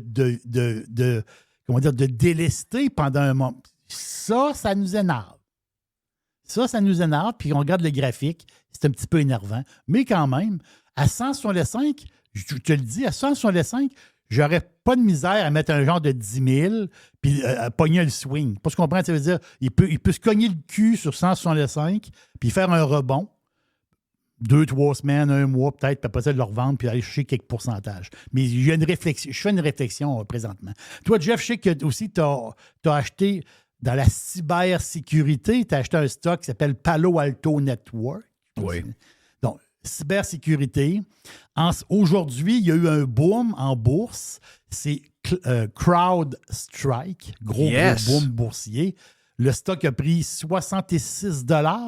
Les résultats financiers d'hier étaient écœurants. Là. Non, c'est un... Et je veux saluer David, le pirate, qui gère à peu près 500 quelques millions de dollars quelque part. Puis David m'avait parlé de ce stock-là il y a à peu près 5 ans. OK? Oui. Je le regardais aller, puis je me disais, voyons, je l'avais mis sur mon téléphone avec les notifications. Puis il swingait d'un bord puis de l'autre, puis il prenait 10, puis il perdait 12, puis il prenait 7, puis il perdait 3. Je me disais, tabarnache, c'est pas même donc bien. Mais le temps lui a donné raison. C'est pas pour rien qu'il a un portfolio de 500 millions. Il est right on target. Salutations à lui. Salutations à lui. C'est pas pour... Justement, c'est pas un hasard qui a une gestion d'un montant d'argent comme ça, d'une valeur comme ça. C'est pas un hasard. Les meilleurs, les meilleurs, ils sont pas mal. Ils font des bons coups, les meilleurs. C'est ça l'histoire. T'es meilleur parce que t'es meilleur que les autres. Là. C'est aussi simple que ça. Mais tu sais, la cybersécurité, justement, c'est un domaine... ça a toujours été important. Mais là, c'est un domaine, autrement dit, c'est qui est là-dedans? C'est qui les compagnies qui est là-dedans? On en connaît quelques-unes. Mais peut-être que pour l'investisseur moyen, monsieur, madame, tout le monde, peut-être acheter justement un ETF, donc un fonds négocié en bourse spécialisé dans la cybersécurité. Donc, c'est plusieurs compagnies ensemble. Voilà, mais j'en ai un ETF pour vous autres. Le code, il est facile à retenir. BUG. B-U-G. C'est bon. Non, c'est facile à retenir. BUG. BUG, là, c'est 25 compagnies. 25. Le fonds contient 25 compagnies. CrowdStrike, comme on vient de dire. Palo Alto Network est là-dedans. Zscaler qui est là-dedans, Sentinel-1 qui est là-dedans, CyberArk qui est là-dedans, Fortinet qui est là-dedans, je ne vais pas vous les nommer. Il y a 25 stocks cotés en bourse, mais qui sont dans le fonds. Donc ça peut être un fonds intéressant. Tu te dis, je ne sais pas qui a quoi, je veux mettre un peu de sous là-dedans, dans ce domaine-là, parce que, autrement dit... on en a parlé tantôt sur le Prime, juste vite de même, Jerry. Oui. C'est que, moi je t'ai dit hier l'histoire de Facebook... Facebook, Instagram, Messenger qui a planté hier, puis vraiment longtemps, là. Je veux dire, c'est inhabituel de voir quelque chose planter aussi longtemps. C'est sûr que c'est, à mes yeux, à moi, c'était pas un problème de network à l'interne. Il y en a d'autres qui vont dire, moi je suis spécialiste là-dedans, ça peut arriver. J'ai de la misère à croire que ces grosses compagnies-là qui ont de la redondance, qui sont capables de dealer avec ça, qui arrive un genre de problème majeur demain. Moi, je pense que toutes ces compagnies-là sont attaquées à tour de bras par les pays qu'on connaît, les WACO qui ça sont en Caroline. Ah non, il y en a. Écoute, les banques, les gouvernements, l'armée, tout le monde se fait attaquer. C'est 24 heures sur 24, OK? C'est lui le nouveau terrorisme.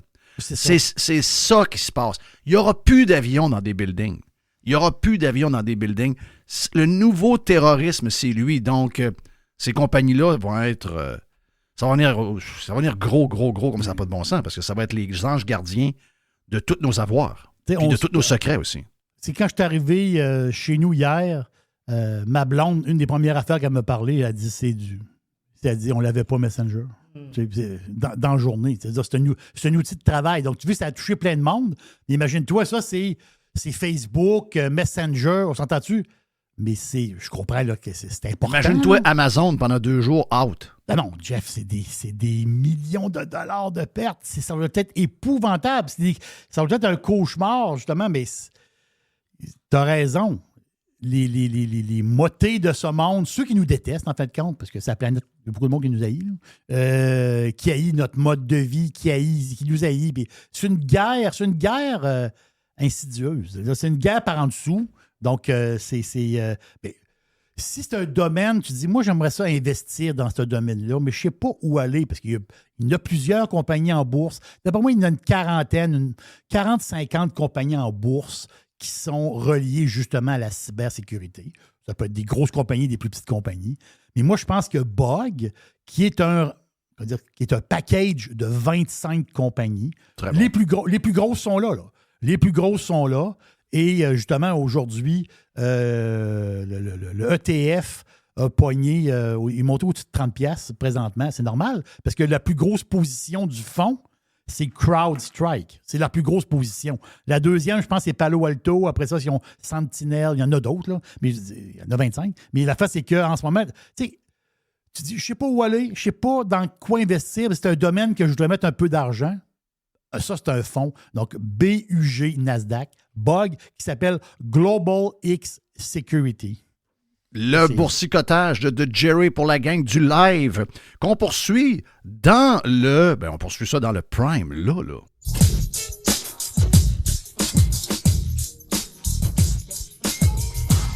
Le stock qui taponne. Ah ben oui.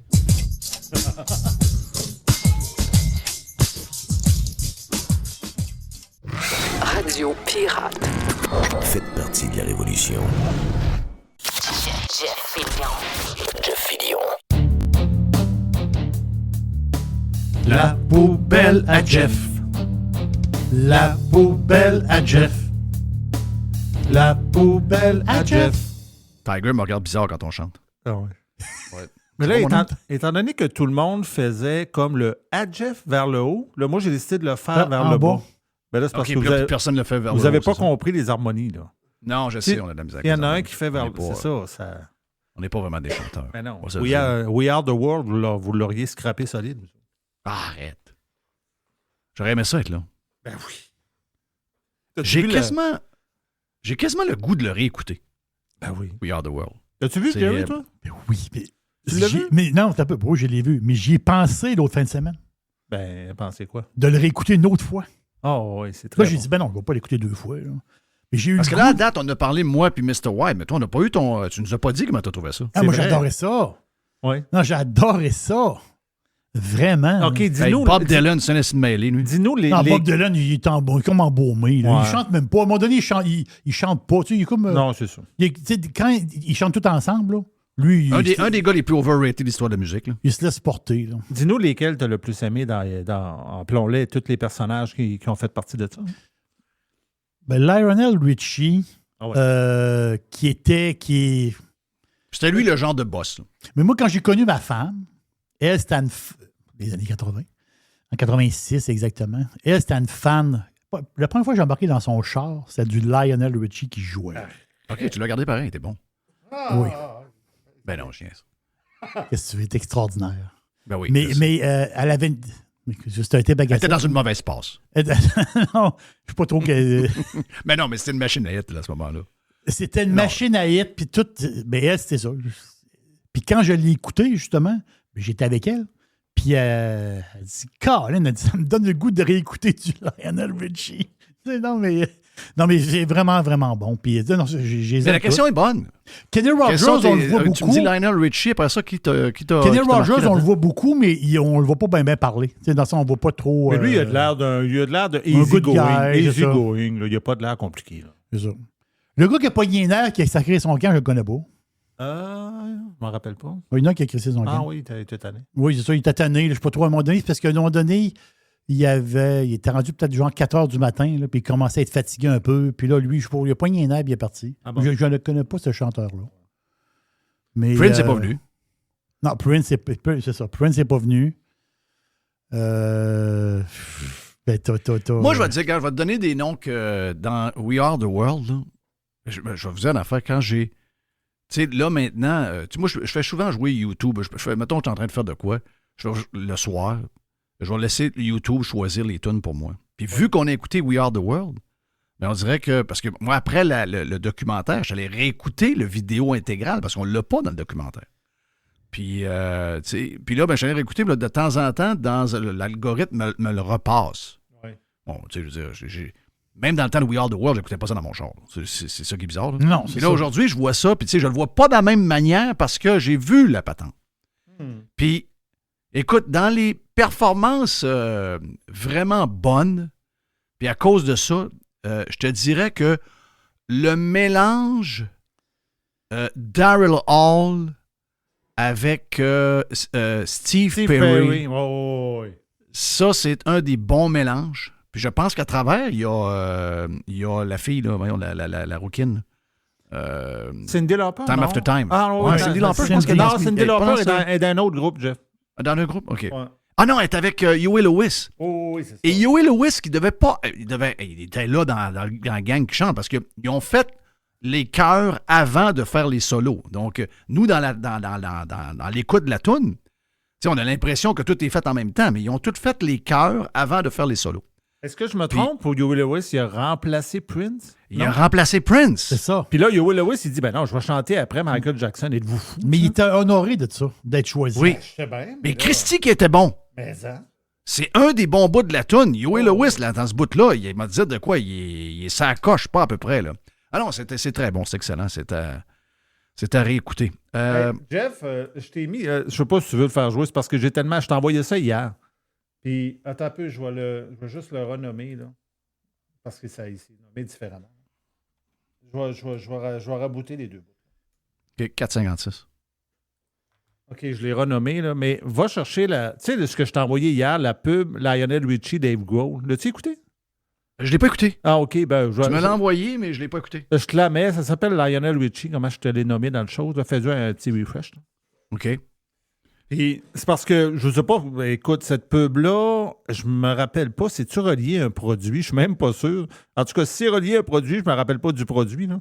Mais c'est comme une pub avec Lionel Richie puis Dave Grohl. Puis dans ce qu'on va entendre, c'est que Dave Grohl commence à chanter et Lionel Richie rentre dans la pièce. Là, il fait comme un petit speech. OK. Hello, Dave. Lionel! We all have writer's block, you know?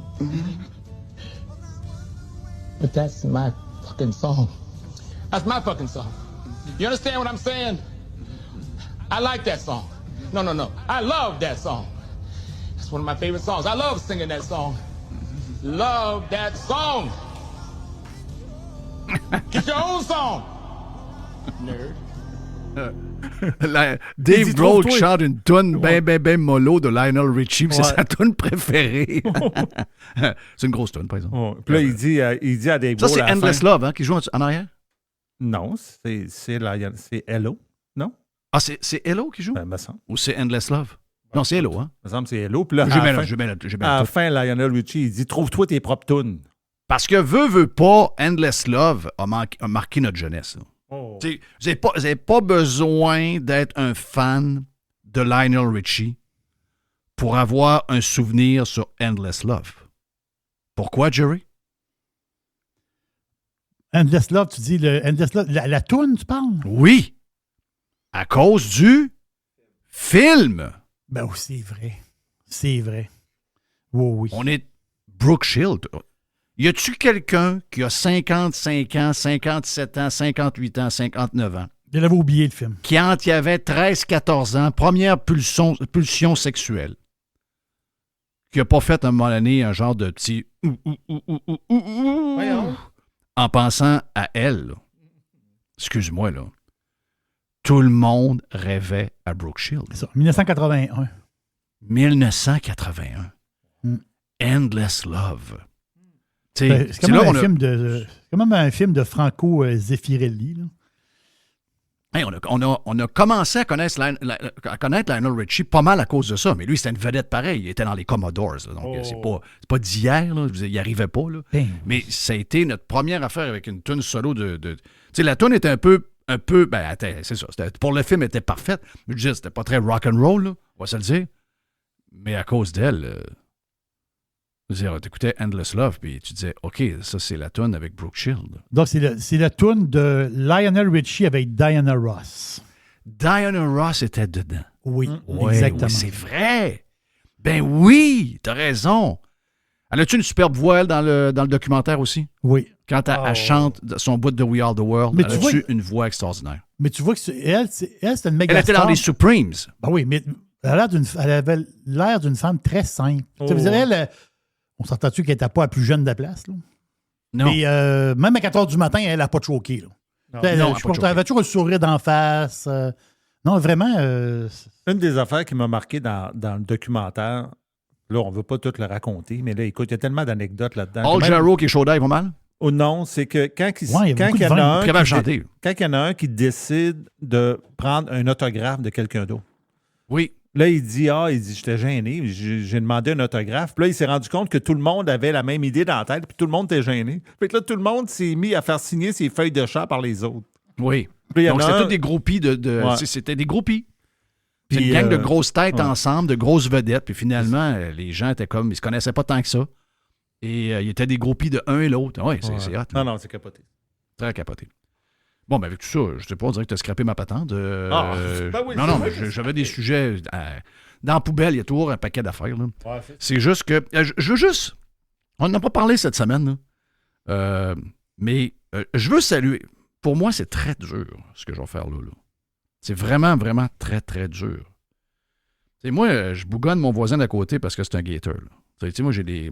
Oui. Justine a une amie qui est une gator là, à l'Université de Floride. Là. Donc, quand elle rentre dans la maison, j'envoie de l'eau bénite. Là. Pour vrai. Là. Donc, j'ai un gros problème avec les gators. J'ai adoré je me rappelle plus c'était quel streamer, mais j'ai adoré le documentaire sur les gators. Mais je déteste les gators. C'est ce que je te dis. Ma fille, à un moment donné, me dit ouais, parce qu'est-ce que ça te boque-tu si je vais à l'université? Je finis ma dernière année à l'Université de Floride. Ouais. Je dis, tu sais, parce que c'est une université qui est publique. Combien il y en a quoi? Il y a 7-8 universités grosses comme ça qui sont publiques à travers la Floride. Tu sais, moi, je suis un Miami U. Tu sais, it's all about the you. It's all about the you. Là, on a un super de carrière pour la saison qui s'en vient. Là, gars, ça va bien. Là. J'ai regardé les images hier. On a des bons receveurs. On a 2 bons carrières. On a peut-être quelque chose going on right now. Mais, tu sais, je ne peux pas envoyer ma fille à l'Université de Miami. Ça coûte 50 000 $ par année. Tandis qu'une université qui est sponsorisée par l'État, ça coûte à peu près 7-8 000. Donc, c'est un autre game. Mais, tu sais, j'aurais tellement de misère à voir ma fille arriver avec un gator sur le T-shirt. Ben oui. Imagine-toi, ça serait terrible. Je dis, regarde, t'es ma fille, je t'aime. Mais si t'es capable d'aller à UCF ou même d'aller au fucking Seminoles, Florida State, je pense que je vais être plus capable que de voir un fucking gator. Mais cette semaine, ça fait 2-3 jours que je vais vous en parler, mais justement parce que j'étais malade dans la tête, puis je m'assume. J'ai retenu l'info, parce que je sais que l'info n'a pas tellement circulé, mais vous savez que Radio Pirate, c'est le média, ou je ne sais pas trop comment on appelle ça, là, c'est la patente d'entertainment et de jasage qui est probablement la plus anti-woke au Québec. Et de loin. Oh. OK? Moi, je parlais du wokisme avant que ça devienne en mode d'en parler. Là. Jerry était témoin de ça, Mr. White est témoin de ça. Mm-hmm. Moi, je voyais la bebelle depuis un bout. Là. OK? Puis quand je parlais de ça, tout le monde me regardait un peu bizarre. Et là, finalement, ça a éclaté au grand jour. On s'est dit, quelle société de malades dans laquelle on est devenu. Check-moi la gang de woke, la gang de malades. On est même rendu avec un X à la place de monsieur, madame. On est rendu avec un X pour quelqu'un qui dit « Ah, moi, j'ai pas de sexe. » Alors qu'il est venu au monde avec un sexe, soit femme, soit homme. Et là, maintenant, il ne reconnaît plus son sexe. Puis nous autres, la société, parce que nous autres, c'est la société du « Oh, bof, pas grave. » On n'est pas capable de dire à ce monde-là, non. Chez vous, tu peux dire que tu n'as pas de sexe, mais quand on fait des affaires au niveau civil, t'es ce que t'es, là. T'es venu au monde avec un pénis, t'es un homme. T'es venu au monde avec un vagin, t'es une femme. That's it. On n'est pas capable. C'est ça une société woke. Pas capable de s'affirmer, pas capable de garder des évidences, d'aller contre la science, inventer toutes sortes de foleries. C'est ça, le wokisme. Puis toutes les histoires on pourra en parler pendant des journées de qu'est-ce que le wokisme a fait dans notre société. Mais une des choses que le wokisme a fait, puis on en a parlé dans le bloc d'avant avec Doritos, dans le bloc d'ouverture, c'est que ça l'a complètement défocusé tout le monde. OK?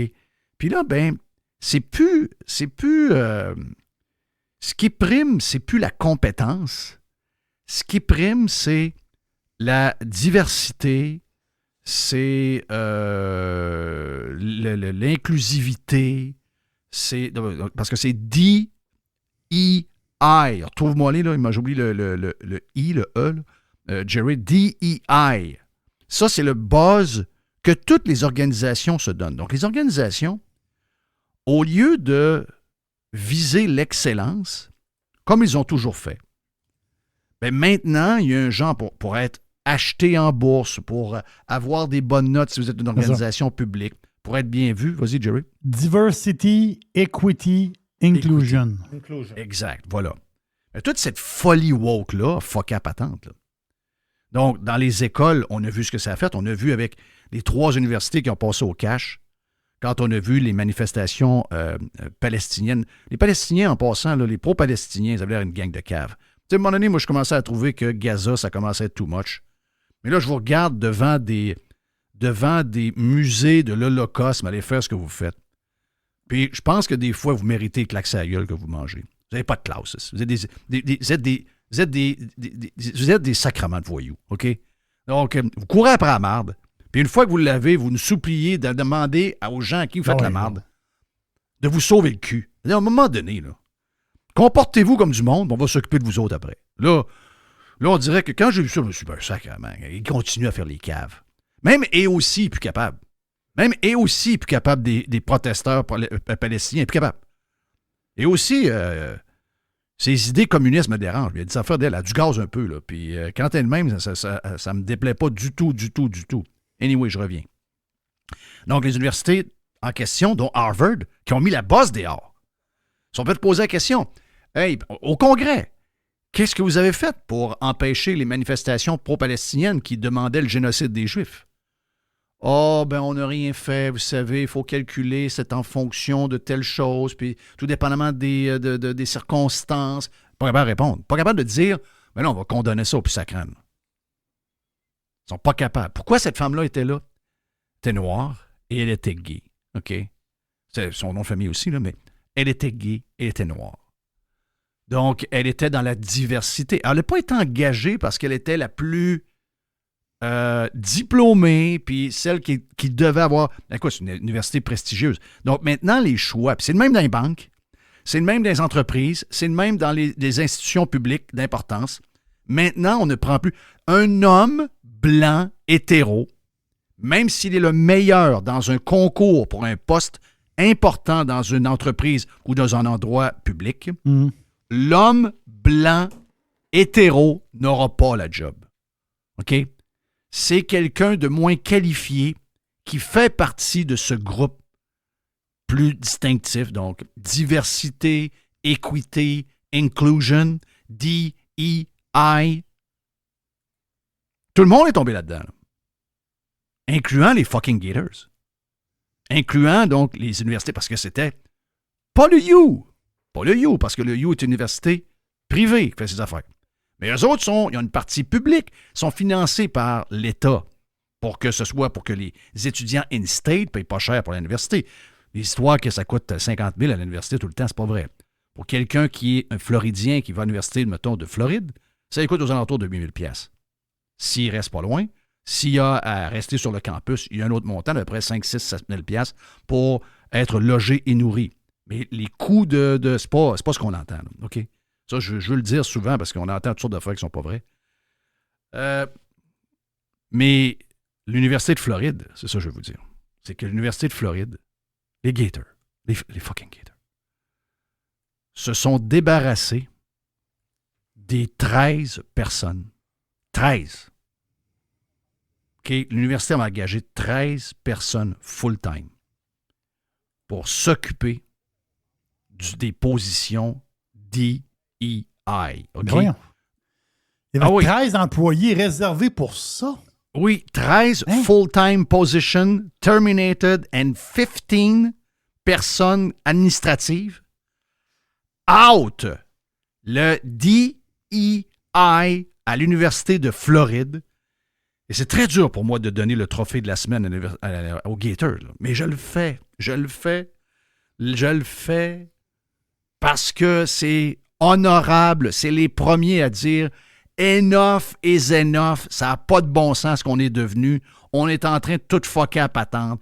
On prend le monde, ça gang d'insignifiants là, ça gang des imbéciles, OK? Gang d'imbéciles qui jouent la game de la diversité. Oui, mais t'es l'excellence. T'es une université. On n'est pas en train de choisir pour de où tu viens, avec qui tu couches. On prend les meilleurs. On s'en sac de leur couleur. On s'en sac de qui ils couchent. Tant mieux s'ils sont de cette groupe-là, finalement, puis c'est eux autres qui gagnent. Mais l'important, c'est de prendre les meilleurs. Et l'Université de Floride le fait. Sacré tout le monde dehors. Ça m'a pris 3 jours à vous le dire. Mais j'ai quasiment envie d'acheter une calotte. Oui, t'as le goût, là. J'ai quasiment envie d'acheter une calotte. Ron Est-ce que tu me DeSantis, dis... vas-y donc. Je veux dire, Ron DeSantis, il a applaudi la décision. Ben, c'est sûr. C'est sûr. Ron DeSantis qui le dit. Ben d'abord, Trump a dit tout ce qui est woke tourne en shit. Et Ron a dit il y a quelques années le wokeness, le woke vient en Floride pour mourir. Exact. Est-ce qu'on est prêt, Mr. White, pour un genre de petit lab? Très mini. Le labo de Mr. White. C'est pas un gros labo. Ben, C'est pas un gros labo, mais par quoi que je pourrais commencer? Ben écoute, commençons par... Ben, tu verrais-tu ça à l'Université Laval, gros nettoyage, ou l'Université à l'UQAM? 25 personnes dehors, toute la gang de woke, tous ceux qui s'occupent du wokeness à l'intérieur de l'université, dehors. J'en rêve, excuse-moi.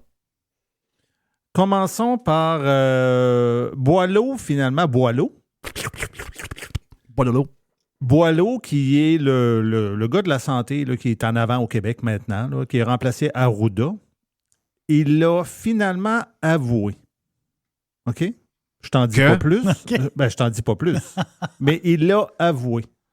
On écoute la quoi? Ben, on écoute la cote. Il a avoué que... Ah, il a avoué que... Il a avoué. Il a avoué que la COVID, c'était un coup monté. Il a avoué que... Non, la COVID, c'est passé. On est rendu ailleurs. Pas tant que ça. Non, mais ce que je veux dire, c'est que... En tout cas, il y a comme... on écoute la cote et tu vas comprendre ce que je veux dire. Il l'a avoué. OK. Allons se faire vacciner. Est-ce que ça peut avoir un lien avec des endroits où les communautés culturelles sont plus présentes? Parce que je sais que pendant la COVID, puis pour le dépistage aussi, plein d'autres tests, parfois, il y a la barrière de la communication, la barrière de la langue, puis vous devez aller vers ces communautés-là pour les informer de ce service-là. Est-ce que c'est le cas aussi en ce moment? Wow! Vous avez tellement raison, c'est le cas. On le sait. On a des communautés qui doivent être rejointes. C'est pas parce qu'on en parle ce soir qu'ils vont être captifs de ça. Il faut qu'on puisse les rejoindre. Alors, les équipes de santé publique, et Dr. Drouin au premier plan à Montréal, s'affairent à faire cela pour faire en sorte que nous puissions aller chercher leur consentement, leur accord, leur compréhension aussi de la chose, parce que c'est pas simple, il faut expliquer quand même, et leur bonne volonté pour protéger leurs enfants. Mais il y a un effort à faire, et effectivement, il y a des quartiers, alors vous les imaginez bien, où là, nos taux de vaccination sont beaucoup plus faibles. On a aussi des écoles avec des éléments religieux, ou en tout cas de religion, qui, eux autres, peuvent être plus faibles aussi. Donc, on travaille avec cela. Mais... Tiens, toi, donc Radio Pirate est comme en avance encore sur la santé publique, en avance sur l'opinion publique. Encore une fois, Radio Pirate, vous l'avez dit, 24-36 heures avant que cette maudite patente-là, c'était une patente reliée aux différentes communautés ethniques que nous avons à travers le Québec. Voilà, merci. Et j'ai donné l'exemple, comme elle a dit, probablement qu'elle nous écoute, elle. Elle a dit que c'était la même chose pendant la COVID. Yes, sir. Mais as-tu vu le terrain glissant sur lequel il était? C'est l'enfer. Il y avait de la misère à se tenir debout. Ça glissait de partout.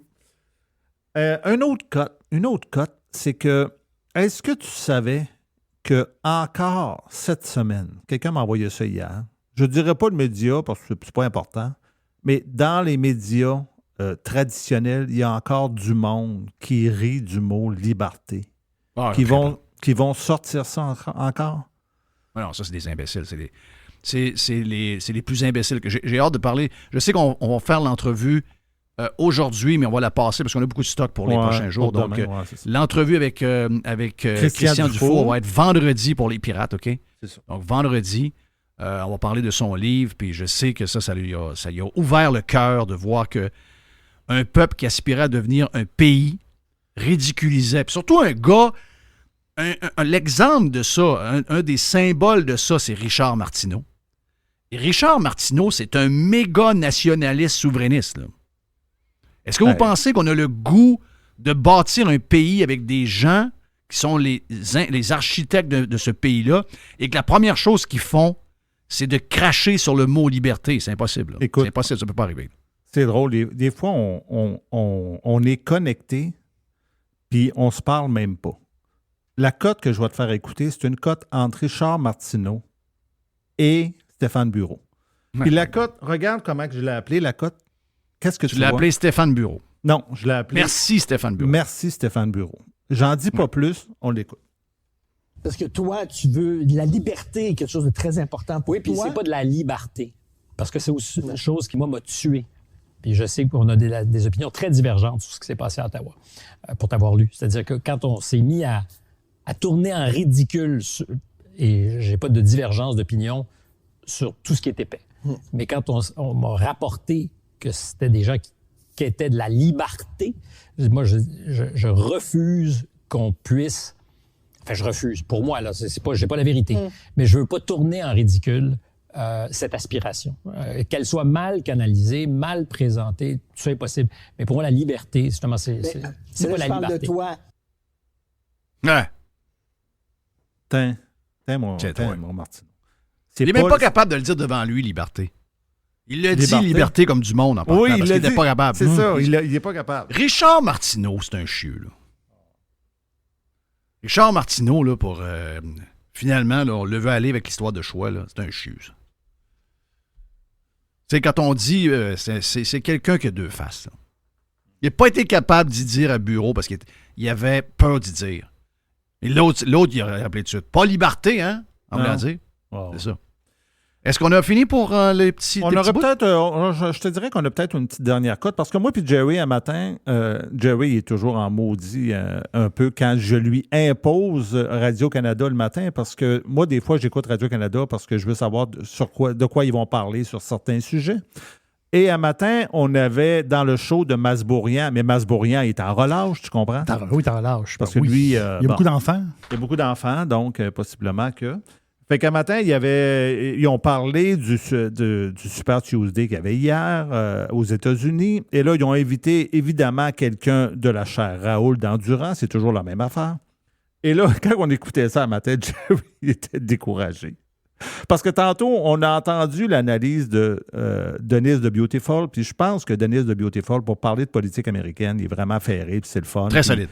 Puis il est capable aussi de voir les deux côtés. Là. Il n'est pas biaisé. Fait que la personne, un matin, qu'on a entendue, c'est Alexandre Couture-Gagnon, et c'est une fille. C'est une fille qui s'appelle Alexandre.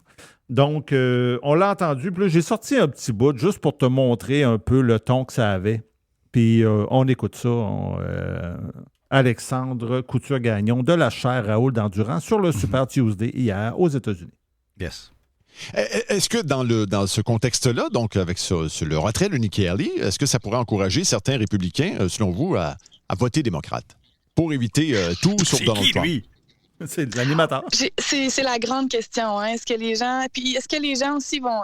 Est-ce qu'il y a des républicains qui vont se tourner vers Biden parce qu'ils sont trop dégoûtés par Trump? Il semble y avoir certainement une partie des républicains qui pensent comme ça, mais c'est trop tôt. C'est juste trop tôt. Les élections primaires qu'on a eues hier, ce sont des élections un peu étranges. C'est vraiment longtemps avant les élections présidentielles, les élections générales. Le taux de participation, généralement, est faible. Donc, c'est vraiment les plus farouches républicains qui vont voter, les plus farouches démocrates qui vont voter. Personne n'arrive à croire que ce soit encore Joe Biden contre Donald Trump. Oui. Elle dit quoi? Qu'est-ce qu'elle dit là, elle? Ben, elle, ce qu'elle dit, c'est que le Super Tuesday... c'est comme une élection bizarre. C'est comme bizarre, mais là, ça existe depuis 1988. Là. Qu'est-ce qu'elle dit là, elle? Je sais pas. C'est ça. C'est un enfant, là. Oh. C'est un enfant, là. As-tu déjà couvert ça? As-tu déjà... Je comprends qu'elle est allée à l'école puis elle a appris ça un peu, là, mais tu vois qu'elle n'est pas ferrée pour ça, là. Non. Tu sais, si t'es à Radio-Canada, je vous dis pas toujours prendre prends quelqu'un qui a un peu de vécu, là. On a tous commencé quelque part, là, mais je veux dire, c'est un sujet très complexe. On l'a dit tantôt. Là. Ah oui, c'est complexe. C'est très complexe, la politique américaine. Tu peux pas arriver qu'à une affaire de même. C'est carrément n'importe quoi. Thank you, Mr. White, pour le lab. Merci à Jerry également pour le boursicotage extraordinaire qu'on a eu aujourd'hui. Et merci aussi à notre spécialiste de politique américaine, notre ami Dennis the Beautiful. Yes. On a plus de stock sur le Prime dans les prochaines minutes. Si ça vous tente de joindre à nous, les gens du live, on est avec notre chum Ronnie le Pirate. Ronnie le Pirate. Donc, allez vous inscrire sur radiopirate.com. Vous avez une semaine gratuite pour nous essayer, pour voir si vous aimez. Et regarde, venez vous joindre à nous autres. Ça nous ferait plaisir de vous avoir avec la gang. Sinon, on n'est pas pire ennemi. On est bien content de vous avoir sur le live également. On a Jeff Fillion. Thank you tout le monde. On se reparle demain. See ya.